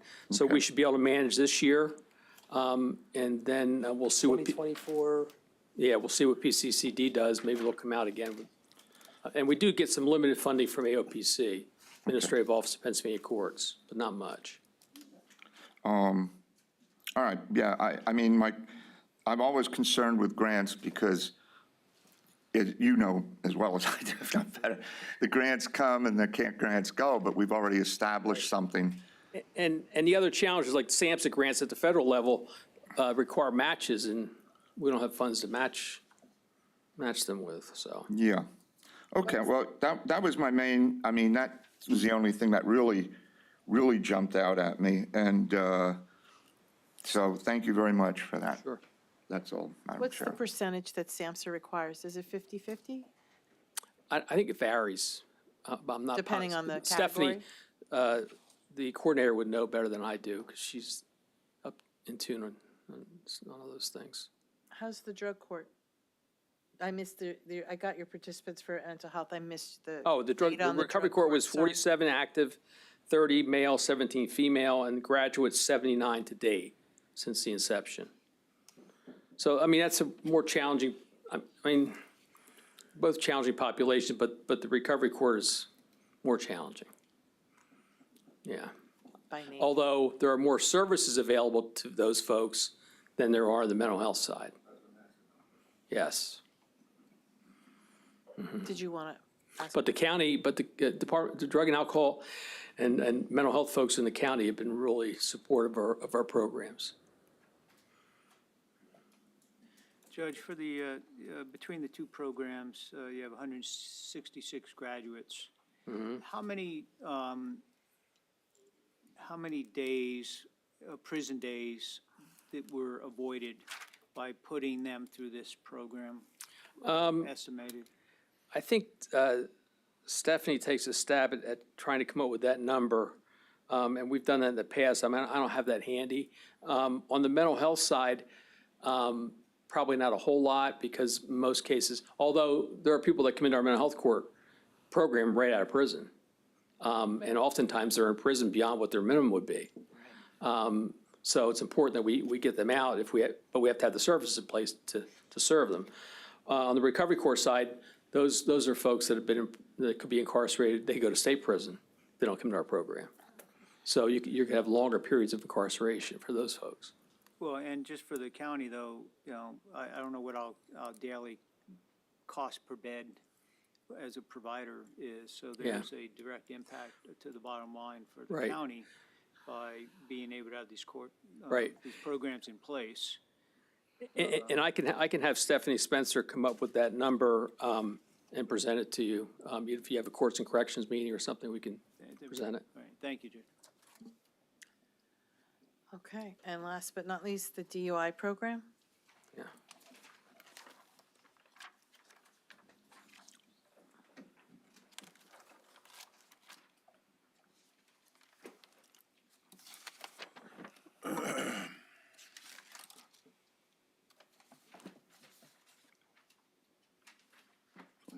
That's a wash. Any other questions?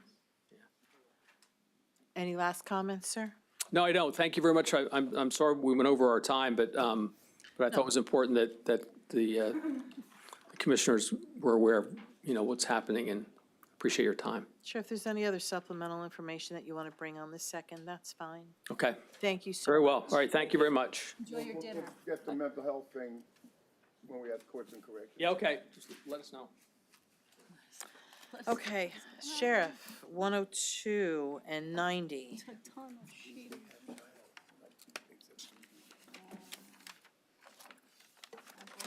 Sheriff. Back to 102. Good evening, Commissioners. Good evening, sir. Page 90 and 102. We'll try not to keep you as long. You have less pages. I hope to God, no. Is there anything you want to start us off with, or? Yeah, I can say our hiring is getting tremendously better. I have to thank Ms. Kabuli's staff, especially Sherry Crispin. As you were told at a different meeting, we had 30 people leave the department. We now have 31 who've left, and we just sent out 4 letters of employment offers. We have to wait till they get clearance from MOPAC that we can hire them. We'll now have hired 30 people. So we'll be at the staffing level that we were on June the 30th in 2019. We still have 6 full-time openings, but we've lost 31. We were able to hire 30. And I credit the chief. The lieutenants have been doing the physical agility on the weekends, but most importantly for Sherry Crispin, who's been getting us the candidates, who's had more than 500 people apply over the last 4 years. So, and that's. Compliment, Sheriff, I'm sorry. We're just curious, you were talking. Okay, the complement is we have 56 full-time deputies, 7 part-time deputies, 6 sergeants, 3 lieutenants, 1 chief, and 1 sheriff. Want to do like, I got 56, and how many? Okay, part-time? 56 full-time, 7 part-timers, 6 sergeants, 3 lieutenants, 1 chief, and 1 sheriff, and a clerical staff of 7. And how many cars? How many cars? I believe we have 24 cars. I'd have, So you're, that's part of the compliment, right? How many cars? You don't have any K-9s? we do have 1 K-9. Is it still Boomer? It's still Boomer, yes. Still Boomer. Yep. Aw. He was at the county fair or festival over the weekend. I must what have do you left. What'd you say was short, just a couple people? Short 6 full-time deputies and 3 part-time deputies. Any in class of those 6? You have any in school? No, we have the 4 that we sent the letters out to, and like I said, I'm waiting for MOPEC to get approval. We couldn't get them in the January class because they got closed out. They will be entered into the April class, and actually our intern from this past summer took our test. She was number 7. On the written, she passed physical agility, but she doesn't graduate till May. I petitioned PCCD, and they said, we're going to have a class in July, so it's either July or August, so we'll be able to get her in there, so. Okay. If she takes the job, and that's one of the complaints the sheriffs and police chiefs all have, is that we're all competing for the same people. So, like, with her, I want to grab her as soon as she graduates, so that she's employed, she's not waiting around, and she did a great job working on permits for us over the summer. What's your male-female ratio? We have, I have 21 minority deputies out of 50, which is a 42%. We have 13 people of color, which is 26%, and we have 10 females, which is 20%.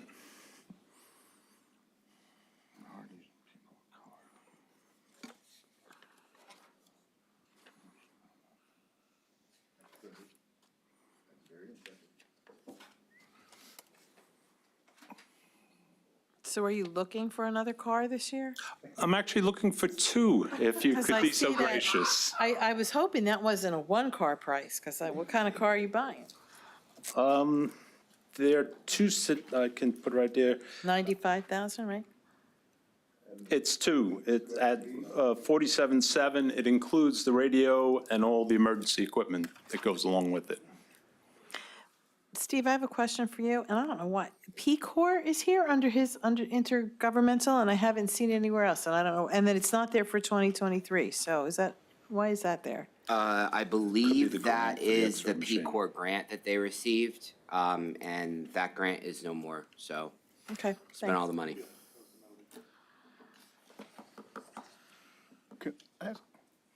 Go ahead. What's with the passport fees?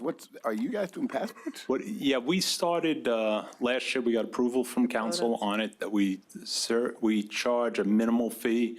People come in here for their passport, but they have to run over to CVS or whatever to get their pictures. So now it's like, okay, you pay I think it's a $5 fee or $7 fee, and then you come down in the basement, we have a camera, it's a passport. You show us the receipt, we record the receipt, we give you 2 pictures, and then you go upstairs and finish it in the prothonotary's office. We don't have money budgeted in that because they weren't doing passports. So we tried to jump on it, figuring we were going to get a big rush, so we have no number to base it on. I believe we may have collected $650, but, you know, for a number like that, how am I going to explain what it's going to be and how to expand on it? Well, first of all, I didn't know we were doing them here. I think that's awesome, though. Hell yeah, because I got to renew mine. I know, that's what I was thinking. I think it was awesome, too. I'm going to. Any other questions for him? Mr. Cusick? Yeah, I had a question. I'm in the Blue Book. I'm looking under salaries for the expenditure. And there's one number I see that just doesn't make any sense, and that's the projection for 2022 salaries part-time, $500,000. It should be 50, it is a typo. It doesn't affect any of the other numbers, which means we didn't catch it, that is a typo. I saw it today in the Blue Book. Because when you do that addition, So It's, take a 0 off. Is that Correct. what I just? from anywhere, any of those zeros. Which zeros should we take off? Okay, So it's not 500,000, it's 50,000, okay, so I'll put an X through one of the zeros there. The other thing that I noticed for salaries full-time is for this year, we had budgeted 475,000 and the projection is 310,000. That seems a little low as well. Is it because you're short-staffed or is that projection accurate? Are you talking for the? Just above the 500,000 salaries full-time. The 310. Yeah, So for, The two new employees. those are the two, yeah, there are two new employees, and those are part of, that, the reason that doesn't make sense is council passed a couple resolutions to change some positions around, that we moved some people into the new full-time complement. There were some part-time positions that were changed. So that kind of messed with the percentages, that it makes it look weird, but it matches the council resolution as passed. Does that make sense? Council passed a resolution to change some positions. okay, so but then again, we're projecting 310 for this year, and then we're gonna bump back up to 479.7 for Well- next year. Well, remember, those positions weren't full for the full year, Okay, and now they will be full for the whole year. So that matches the position control. okay, thank you for the explanation. Any other? We filled the one position in September, and the other one, it was like July, August, so that's why it's off. Mr. Brown? Sheriff Johnson, thanks for being here. In your goals and objectives, you list apprehend fugitives and criminals as directed by court. How many of those have you executed this year? I do not have those numbers with me. I can get them if you'd like. We haven't been going out and knocking on doors because we asked for that extra administrative specialist. We've been able to update our entries into NCIC. So like on the weekend, you can get anywhere from 6 to 12 people be picked up by the local jurisdictions. And then what we do is we go and pick them up from their police stations. The district attorney was talking about the extraditions. We're the contact after hours, and we confirm it based on his criteria for extradition. So the other people will be in different states, which we have them contact the district attorney's office. But that's my goal, or the importance here, is that we get the information into the computer, as opposed to I go knock on somebody's door and nobody's home. We're concentrating on doing that because we don't have the staff to go out. You know, our functions, which I was going to get into, have expanded as far as transports. Last year, we transported adults, and medicals, 1,429. As of, I guess, last week, we were at 1,443. So our numbers are up already. We've transported alone. Of those, how many were medical? The medicals for this year are 370, and we still have 3 months ago. Last year it was 466. But this year we also increased bringing in adult prisoners for Central Court. We've now brought in 143 adults. And part of that means that we bring them in and we take them back. So it's it could be a round trip or they get dismissed. We don't have it broken down definitively like that. But if people are in Lehigh, we have to go to Lehigh and return them. Plus, there's a lot of separation issues that they can't stay in our facilities because of co-defendants and things like that. Right, but you're not going out physically serving warrants and apprehending individuals. You're working police department or justice Correct. system. Right, because we used to go out and actually serve warrants and do the door knocking and all of that, but you're not doing that any longer. We don't have the staff for it. You don't have this, but your staffing is relatively the same as it has been. Right, but we're down to 6 full-timers, so that Correct. makes a difference. So if you were back to the full contingent, you'd be out serving warrants? Is that what you're saying? We could look into starting that program again, and we would do that, because in the position we have is a lot of the younger people would like to do more, and the only way to do that if there's opportunities. But while we have 10 courts going, because Central Court is always going, we're kind of limited. And the fact that our medical transports have increased. You know, that's taken away from, And on the civil side, is it the same scenario? You're not out serving civil? we're getting out, the lieutenant's monitoring the draws because we do end up using civil people in court and then, or have to do transports, but it's like, he keeps on top of, okay, how many services have been done? Who should we free up and how do we free them up first? And they're usually the people we like to get out of court first. It's like, okay, courtroom goes down, okay, get the civil guys out so they can get back to their responsibilities. Okay, thank you. Madam President, Yes, sir? how many people are you using on your medical transports? 2? 2, yes. How many are we using in the courtrooms? The courtrooms, it's anywhere from 2 to 3. And we're using 10 courtrooms, so you could be up to 30 people there, and then you've got various people going to various other places. Depending on what the court schedule is. You know, if it's arraignments or if it's a civil matter, if it's a pro se, we want to have somebody in there. And we transport people to other counties, and then we send people out, 2 people out with that? Yes. Well, usually when we go to if we pick up out of counties, it's only 2 using a regular vehicle. But when we have new commits, we usually bunch 8 together in the transport van, and it's 2 officers take them down. And how many of our deputies do we have serving our buildings or other buildings? See, that you didn't mention, like we have DHS and other buildings. We have 2 people assigned to Graysdale, 1 person assigned to the Juvenile Justice Center, 2 assigned to the Domestic Relations Building, 1 assigned to the Criminal Administration Building. We have 4 assigned to the Government Center and 2 assigned to Human Services. And are we using our sheriffs for the mail-in boxes? They retrieve the ballots. They get sworn in by the registrar, and they retrieve the ballots once the building is closed. So we're really spread out there. Okay, thanks. Any other questions for the sheriff?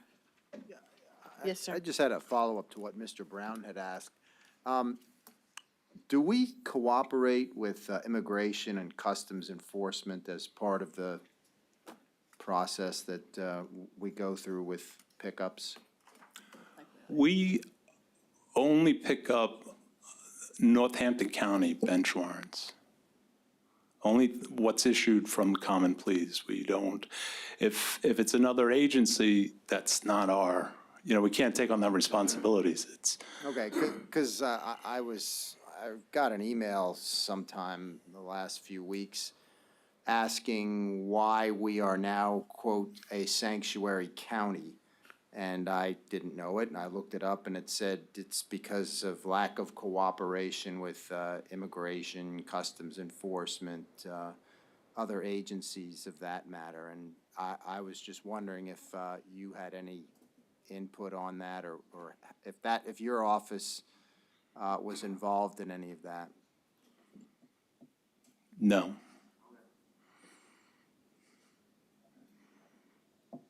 Is that it? Thank you. Thank you for your Okay. patience. Have a good evening. Thank you.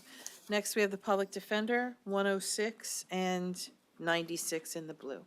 Thank you for your patience. Oh, of course. I think you were the first one here. We should have said come at 6. No, if you're not. I hope early or dinner's late, waiting so for you, too. Somewhere, so. No. For those of you who are new to council, I'm Nuria DeLuzio. I'm the Chief Public Defender in Northampton County. If I could, very briefly, I'd like to offer a few highlights, budget highlights. I think this information will be valuable for you. So you'll remember in 2021, in the early part of 2021, I asked for and council approved, along with the executive, for the creation of a part-time public defender position to handle only mental health hearings, okay? Remember that all 302, 303, 304 commitments are being handled now and have been since, February of 2021 by Attorney Dornish with our office. And I remember Mr. Heckman asking me if he thought that, or if I thought that this was going to work. It has worked. It's been exceptionally effective. My belief at the time was that continuity of representation would improve the quality of service to this group, which is, particularly vulnerable in my opinion. I've only gotten positive feedback from Millie Molino, who's the hearing officer, Chris Brubelo, so it's gone exceptionally well, and I want to thank you for approving that position. Second, I'd like to mention, I don't know what other chief public defenders have done in the past, but I've made a point of focusing on grant money. I've been working closely with Rebecca Sanchez in the county. She's been a terrific asset because I don't know anything about grants. So we had a death penalty case. He was charged in 2019, but we received a $20,000 grant from the state of Pennsylvania. Don't ask me exactly what it was from. I don't know. Rebecca would know. For June 2020 through June 2021, we used that to subsidize the mitigation costs for the expert in that particular death penalty case. So that's something that I'm focused on. I think anytime we can, expand our resources, of course, and get good service for our clients, I'm focusing on that. So that's important to me. And the last thing I wanted to mention as it relates to budget, and this is going back now to 2018, when I first accepted the appointment, you may remember that I came to you and I asked for the creation of a full-time public defender position. So that's now, we have 3 full-time public defenders and we have 15 part-time PDs, including me and Attorney Jackson, who's the Deputy Chief Public Defender. You approved that and we created a full-time position. We filled it with Attorney Molly Hydorn. I can't say enough about Attorney Hydorn. She is exceptionally talented and exceptionally committed. So in June of 2022, she was the lead attorney on a attempted homicide case. We had an acquittal. It was a self-defense case. And Attorney Scarab, who's also with our office, recommended her for an award. And she has been, well, she's received the award. And it's something called Shouts and Murmurs, like a shout out. And I'll read from the award. The statewide award recognizes a public defender who exemplifies grit, heart, and hard work. So she won that award, so I'm really, really proud of her. We're all really, really proud of her. And in fact, at the end of this 4-day, 5-day trial, the judge who was sitting for that trial said, and I'm quoting, that in her years on the bench, it was the best self-defense case she has ever seen presented. I get a little choked up because Molly really does such a good job. So we're grateful to have her. We're grateful that you gave us the approval to create that position. We're all doing really, really hard work. I'm proud to be a part of the staff, and that's all I have in terms of our overview. So we're paying attention to how our money is being spent. I have the resources that I need, and when I ask for something, I get it, but I'm also very conservative about asking for things. But I do want to have parity with the district attorney's office, and there's no question that that's happening. They apparently are extremely territorial about their equipment, so we have our own equipment, and we can't use theirs, we have our own. So that's all I have in terms of the budget. I don't know if you have any questions about what I've said or any questions about the numbers. I think they're substantially the same. They really don't change all that much. No, you So- never do. And that's why, Well- hey, what are you not asking us for that you really, really, really want? Because you never do ask for anything. If I needed it, I'd ask for it, but we're good. We're When- good. I see your staff, you have 6 full-time and 15.5 part-time, is that correct? No, we have 3 full-time public defenders, so we have 15 part-time PDs. So I don't know where that is. It's not what's in the front of the book. Did I miss? I mean, that's the way it's been. I don't know where the mistake is. I didn't pay attention to it. Oh, administrative staff. Oh, yes, I'm sorry, we do. We have, Thank you, because that's what I was asking, what the breakdown was. How Oh. many are full-time, how many? So you have 3 defenders that are full-time, the rest are part-time, and you have 3 additional staff. that is correct. I'm sorry, I didn't understand the question. Thank you. Any other questions? Yes, sir. I get to see you once a year. It's That's nice to okay. see you. You too. And I think it's great, and I'm sure I echo counsel in passing on our congratulations. Thank you. For the award. Thank you. And I'm glad that you feel you have what you need. I got to be careful because I get in trouble. supposedly favor you and your staff over the DA. No. I've read that in a blog somewhere. I'm going to hear about Okay. that, too. But anyway, no, I know the DA, we always take care of the DA, the county, but I've known people over my life that have been on the other side that you represent of justice. The good side, yes. The good side, okay, you said that. That was the public defender saying that? not Yes. Councilman Heckman. But what you do is so important, and it can slide under because in justice, I mean, without defense, until you're on the other side of the government and you may not have the means, it's tough. So I applaud what you do. I applaud your staff, and as you said, when you need something, you've come, and I hope that you remember that. And if you need equipment or something, or if somehow the DA, they're hoarding something, I don't know how that works, but if there's something that is more than that, by all means, I think council We would for look that attempted homicide case I'm referring to, which was, frankly, and I don't think I'm overstating it, Attorney Hydorn did an exceptional job. It was her first felony 1 trial. So it was important that we had all our ducks in a row, and we needed a computer board, which is just essentially like a big screen computer where we could put evidence up, and, there's, I don't know, it's very fancy. I'm not sure I understand how it works, but able to display evidence to the jury. And I needed that, and I went to Steve Barron and Lamont, and I don't know how they did it, but we moved money around in the budget, and we got it. It wasn't, terribly expensive. These things are coming down in cost as time goes by, but we had it, and it was extremely effective. I don't think we could have done the trials effectively without it. So when I need something, I'll let you know. Good. Well, kudos to Mr. Barron and Mr. McClure for rallying on the side of justice. Yes, I appreciated it very much, so. And you don't have any staff vacancies, correct? Because I know you lost a few staff to their own career movements. Yeah, no, we don't have any vacancies. We're fully staffed. Yep, that's not a problem. Okay. Good people. If I could say, just in closing, I wanted to comment and compliment, I guess, Judge Daly does really hard work with the Recovery Court and with Mental Health Court. I think it was Mr. Brown asked about how many people or how many days in prison we're saving. I can think of 2 cases as I stand here before you. We absolutely saved people from going to state prison for 2 to 4 years, 2.5 to 5. There's no question about it. So they're doing good work. Who took over that responsibility in your department? So Attorney Abby Bellafato is Recovery Court. She replaced Jordan Isley, who was elected to the as an MDJ, and Rory Driscoll, who's just terrific, handles Mental Health Court. Yeah. So they do a great job. Anything else? Thank you. Okay, thanks you. Nice seeing you all. You too. Last but not least, corrections. 107 and 98.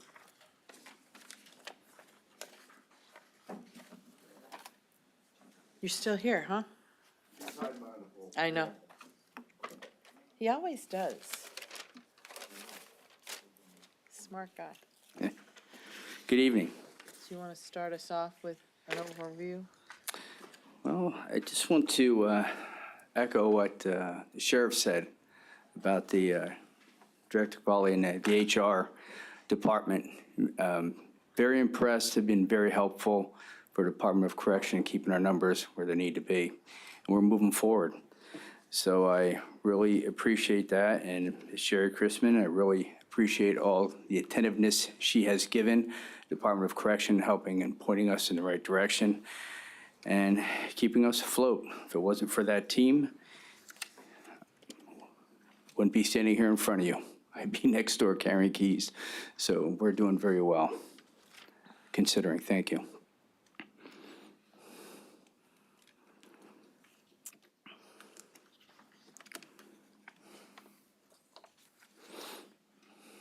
Any questions? Yes. Yes, sir? Jim, what's your compliment?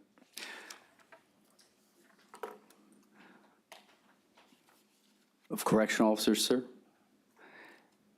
We are down, our complement is filled, it's 212.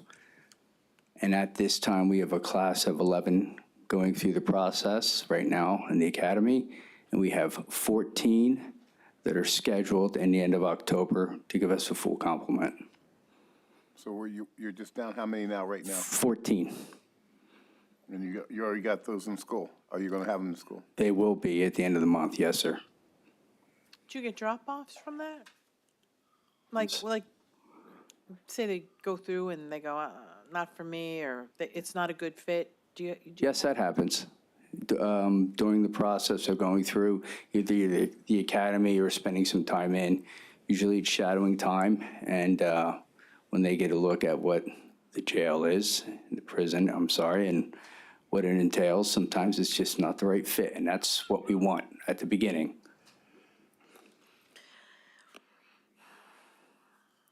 What do you have as far as lieutenants and sergeants and stuff like that? You're good with that? Are you moving anybody around? From our last time I was here, I you asked did change. for a sergeant of a change. So at that time, we had 14. We're down to 13 lieutenants, and we are in the process of hiring our sergeant. Are you looking at many retirements in the next year? Or are your folks young? That's a good question. I'm not going to answer that for age. But I would say that we look strong going in the next 3 to 4 years. Our correctional officers are young, of course, our administrators, about my age. So I think we're doing good. We're moving in the right direction. Anything of importance we can do for you? No? No problems with food service and anything else like that? We have all our food service, all our vendors, they've been handled this year. So we're on the right track with that. That's already been completed. Are we back in West Easton? West Easton is available for us right now. Since we've slowly started, we've had opened up community corrections. We are filling the inside of the building right now, community corrections, and we're holding our numbers steady. And of course, when the pendulum swings, we'll have that building available to us. But I want to follow up on that, because I don't see where that's reflected in the budget. Because would that be considered a rental, sir, or? It is a rental. Or is it in a pool? Because it's not under a separate rental category? Rentals real estate, none? Hold on. I'm on page 99 in the blue.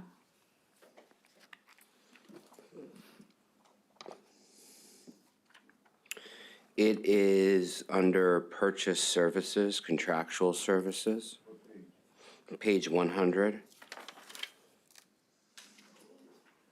So are we still paying for it, even though we're not using it? Yeah. We have a contract, we have a rental agreement, we pay for it. And how They long use is it for that? training and stuff like that, though, too. When is that up, that lease? We just redid the We did? lease. Okay. Yeah. I don't remember. Are you finished, sir? I'm sorry, Mr. Myers. I cut in there, but I wondered about that. And then Mr. Cusick had his hand up. Yeah, I had a couple questions. The first is, there are 2 positions where you're asking for a step in addition to the 3%, the Deputy Warden of Classification and the Deputy Warden of Operations. Could you maybe tell us why those positions are requesting a step? Absolutely, thank you. The reason being is that during COVID, in the last couple of years, even up to now, to this date, it's still a challenge for us inside the institution to maintain safety, security, and health of the residents and all the employees there. These 2 members of my staff have stood out. And what they accomplished in keeping this county safe by the work that they do inside, I can't imagine what I've been doing. The updates that we receive, the CDC guidelines, our prime care vendors, all the medical information that's sent to us, we dissect that constantly and we put it out and we have the best information they have. They've been on top of this game. We rearranged the inside of the institution for operational and medical.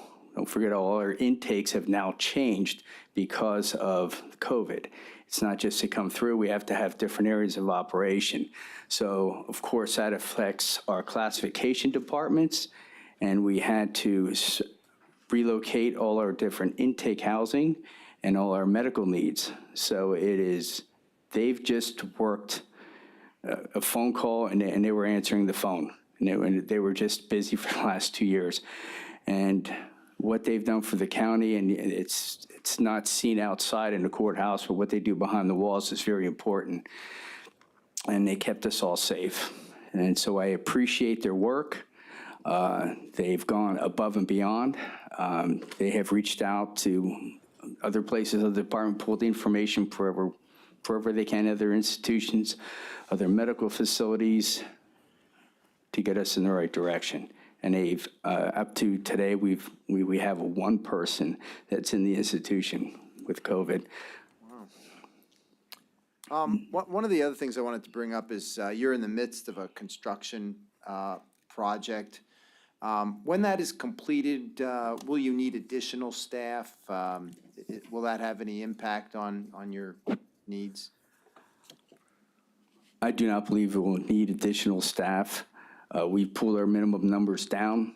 If we have a tier that, for example, that tier or tiers, it was Bravo and D tier, it will be D tier. Okay, it used to be our lockup facility and our admin seg facility. It is now one unit, and we've pulled them back. So we've lowered our minimum numbers of our workforce during the day, or we've given different mission goals for the day, depending on the weight of the courts, and because that's who we serve. Right. So that's basically, that will not hinder my number of asking for other correctional staff. How many guests do you have right now? Yes. Approximately 570, 570? I would say so. And the same question I had asked the sheriff, do we cooperate with intergovernmental agencies if someone has an immigration retainer? Sir, would you like to answer that? Go ahead. Well, we hold within, we get their served paperwork, we have warrants, we have 48 hours to hold them, we do detain them for 48 hours. Okay, so that's dealing with the immigrations, that's one of the departments we deal with. Usually anything else would be investigations, and that would be, we would steer them to the right direction. Now, is that a change from a previous policy? Like I said, I got an email, somebody asked why we're on the list of sanctuary counties. Has that changed from a previous policy? Now I do. You mind if I answer?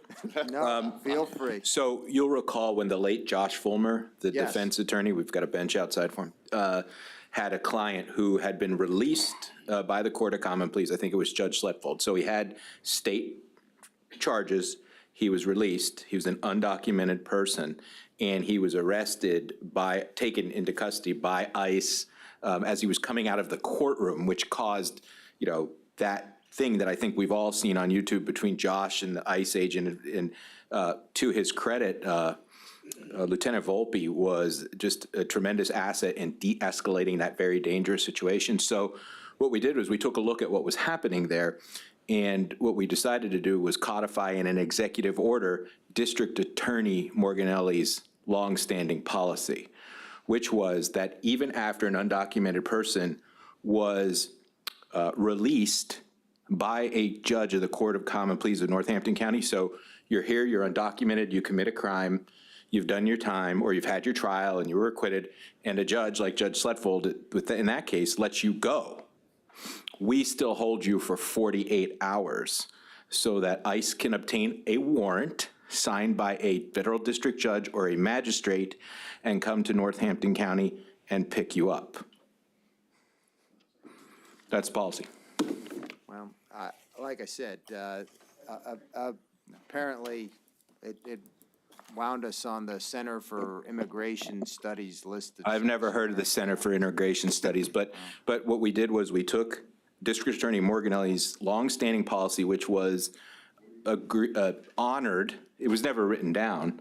And so we'd take a person who's undocumented, and we know ICE wants them because we have the detainer. We'll hold them for 48 hours, and ICE can come and get them if a magistrate, a federal magistrate, or a federal judge signs a warrant. Now, if ICE doesn't want to do that, which they often do not, they can pick them up when they walk out of the building after the 48 hours, which they often do. So they'll hit the curb and they'll pick them up and take them away. Okay. Now, like I said, somebody sent me an email, asked why we're on the list, and. How that works? Okay. I think that's perfect. Okay. Thank you. Exactly how it works. Anything else, Mr. Cusick? No, that's it.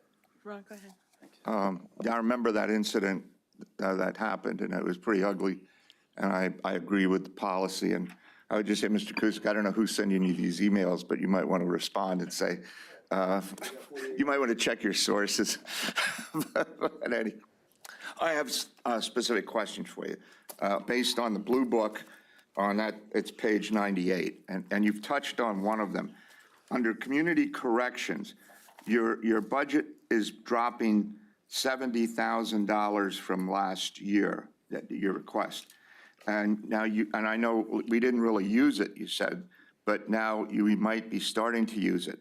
Why are you asking for less than you did in 2022 for the community corrections? It's under charges for services. You or Steve, doesn't matter to me.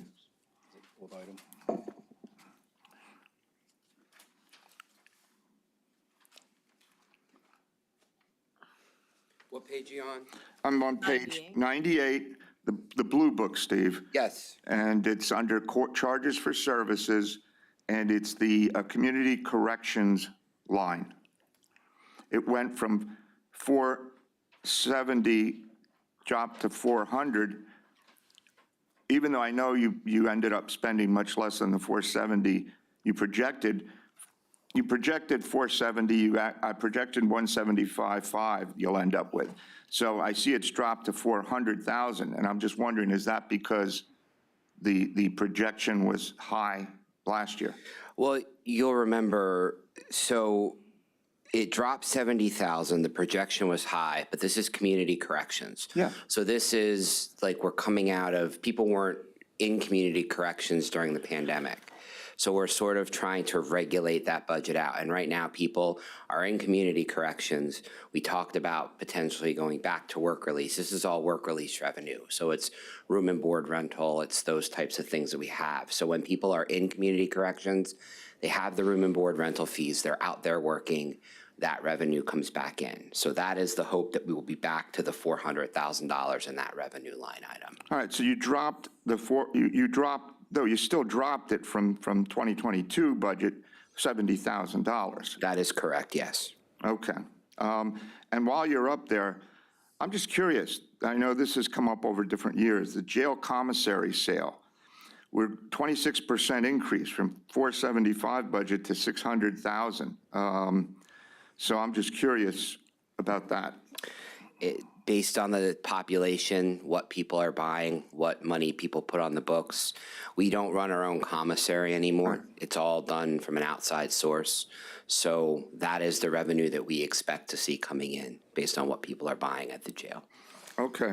And lastly, down under fringes, workman's comp. Now, I know the prison, much like Graysdale, gets a lot of workman comp claims over the years you have. Maybe you're not now, but so it's generally high for both you and Graysdale. I see, though, that you're projecting a 63% increase. You're upgrading it going up $171,900. Now, is that based on? I see in the budget for 2022, we budgeted 274. You're projecting it to come out to 349. So you're projecting it to be even higher this year. Yes, so with workers' comp and claims, you'll remember the complement of officers at the jail was not at 100%. This administration has gotten that number to where it needs to be. Now, that being the case, we have increased our contribution to workers' comp because we had several good years. We spent down the reserves in the workers' comp trust fund. Now that those reserves have been spent down, we need to make sure that we have a healthy amount in our workers' comp trust fund, because we don't have workers' comp insurance. We pay cash on the barrel for the claims, much like healthcare, we're self-insured. That being the case, this actually matches the full complement of officers at the jail with the new classes coming in and actually having employees in those roles. There is an increased risk. The actuaries come up with those numbers, and this is the appropriate number that goes in based on what the actuaries tell us, with a full complement of officers based on the funding level for our trust fund. All right, so in general then, I guess, based on what you're explaining with the trust fund and it went down and now we want to replenish it, I'm going to assume that I'm going to see this in other, like human services. You won't see. Because you use the same fund. Yeah, it is, but you won't see, so there was, well, there's not a vacancy factor in workers' comp. There is a vacancy factor built into the actuarially required contributions for those funds. So that being the case, you'll see that more in corrections, because there is a higher risk in corrections based on the population you're working with. So you will see that there is more workers' compensation built into this budget, because that's what's fiscally responsible and that's what the McClure administration does. Now, that being the case, this budget kind of got hit a little bit harder with that because of the numbers that we have at the jail. Okay, thank you. And back to the director. How are you doing as far as, I know workman's comp, guys get hurt. What percent of your staff now is out? I mean, because that can create, I know in years past, that's created problems at times because you had X amount of staff out on workman's comp. It would. I don't believe that we're to that number that, going over our safety reviews, we do have a few that are out, but they'll will be returning, so I'm not concerned that it's anything. There might be a few that are long-term, but overall for our numbers of 212 officers, I think we're doing very well. Yeah, I mean, as Mr. Barron alluded to, with the nature of the prison, you take a higher hit often on this than some of the other areas of the county. But so you feeling you're in pretty good shape right now on people getting hurt and being out? Being hurt, treated, and getting back to work. Okay, thank you, that's all. Mr. Myers? Just a question. On your education and your training, are you increasing that, or are you still doing the same with your implicit biases and everything else that you're doing?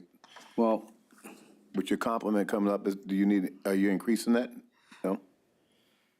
Well, that's going to be continuing education as Intersect Alliance. They've done very well for us. They are actually part of our academy for our cadets right off the bat. And then we have continual training throughout the year. So I'm looking for that to move forward.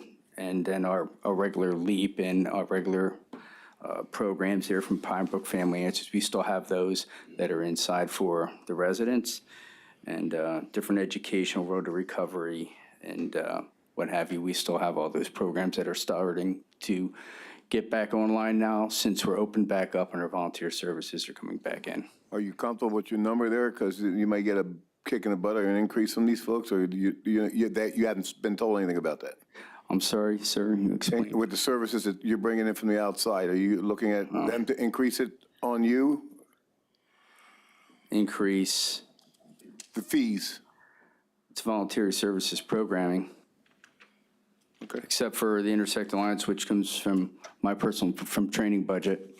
Most of all the other programs I just announced, except for LEAP and Pine Brook, they're, that's already taken care of and are contractual. Just as Intersect Alliance, the other programs, the Road Recovery, Alcohol Anonymous, QP Rise, Training, Facts, that's all volunteer services or within-house for our Human Services building. How many contracted ones do you have? Couple of them? Well, if the, of course, our food services and our prime care medical are two. And then we have linking employment activities pre-release, our LEAP program for the residents. Pine Brook Family Answers has a couple different classes that they shuffle in and out for the men and the women there. So as the contracts run out, they'll be tell you at that time if you're going to get increases.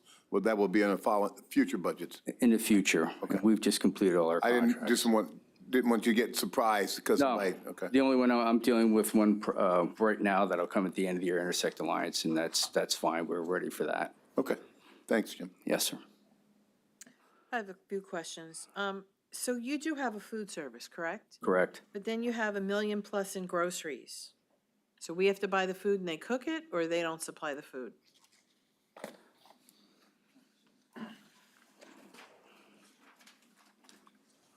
I see groceries on page 99.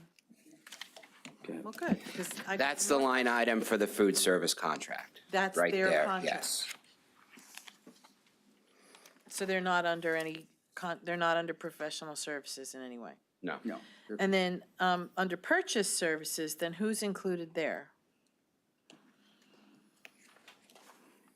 Those are the supplies, so that's, purchase services are the supplies for the jail. The uniforms that people wear, shoes people wear, bedding, all of that has to be state regulated for their licensure. So that's purchase services, very limited vendors, only certain places supply correctional institutions. And where are the tablets? Where's the fee for the I assume we're still using the tablets, We still correct? use the tablets. That revenue comes in for the commissary.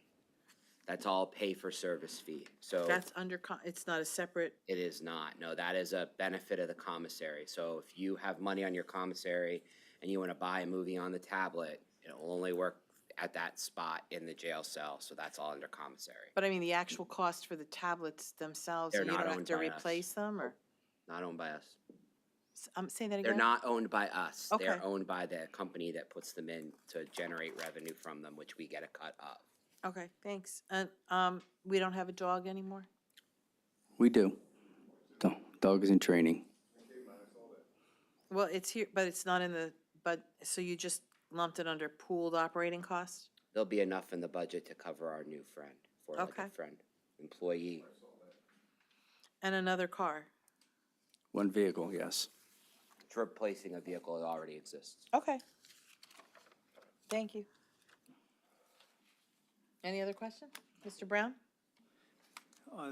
Director, you mentioned you currently have 570 beds. So what's your average beds occupied for the year?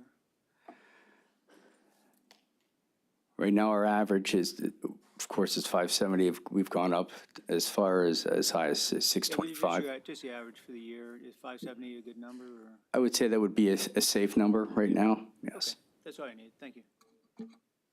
Any other questions? That's exactly right. Hey, Okay, thank you. thank you. Thanks for your patience with us tonight. Thank you. Last is the fiscal affairs summary on 133, county records improvement on page 134 in the white and 135 in the blue.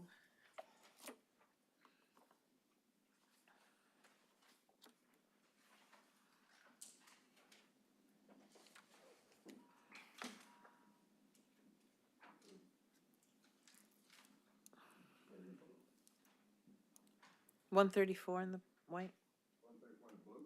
135 in the blue.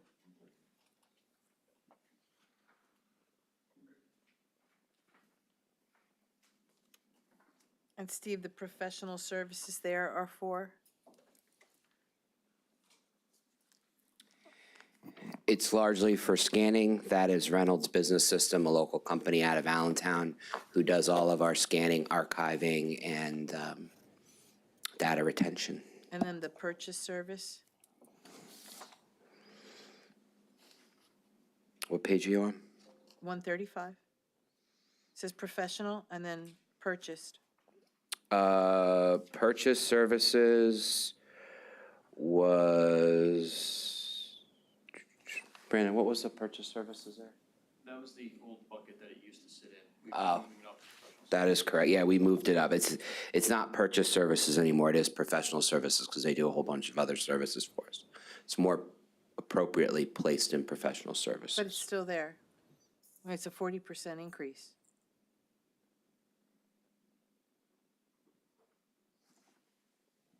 Yeah. I know.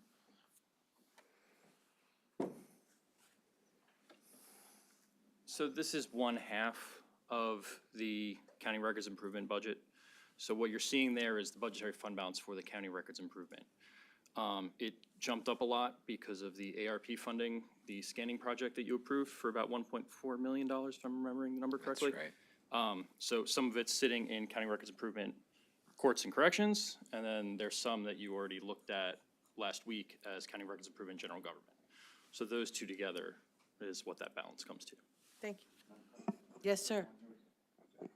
That, we don't have to worry about that funding going away, because the ARP fund. We will spend all that money in the time period allotted, and we account for it completely separately under the SLRF reporting to the Treasury. So we won't have to worry about that. Okay, so then last but not least, the constables fund, the next pages. These are their salaries? No, yes? Salaries denote constables work for us. They do not. Okay. This is just fees they get for their 1099. These are 1099 fees. When someone does not pay within 30 days, state law says constables get paid. This is the funds we use to pay them. And then so that's in the operating budget? Yeah, it's part of fiscal affairs. It's in the general fund.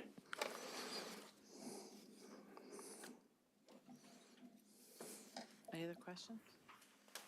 Are we still going to have constables in the future? There's been discussion. Oh, it's, No comment. okay. Anything else? Yes, sir. I just had one question for Mr. Barron. Thank you for providing us with the Q2 fiscal reports. One of the things I noticed was that the pension fund has taken a significant hit with the market. Do you anticipate any change to the contribution that our actuary has proposed? They haven't given us any information yet. Remember, that runs on a smoothing process, so I don't know what that smoothing is going to look like, and there are signs that things are coming back, and the pension board has made some, I think, very sound and astute decisions, which should hopefully shield us from larger liability in the future if there is any. Okay, thank you. And with that, we'll close. Thank you very much. What's next week? Human Services next week? I did Saucon and Banger. We'll put it out in the mail. Okay. It was the best game I had all year.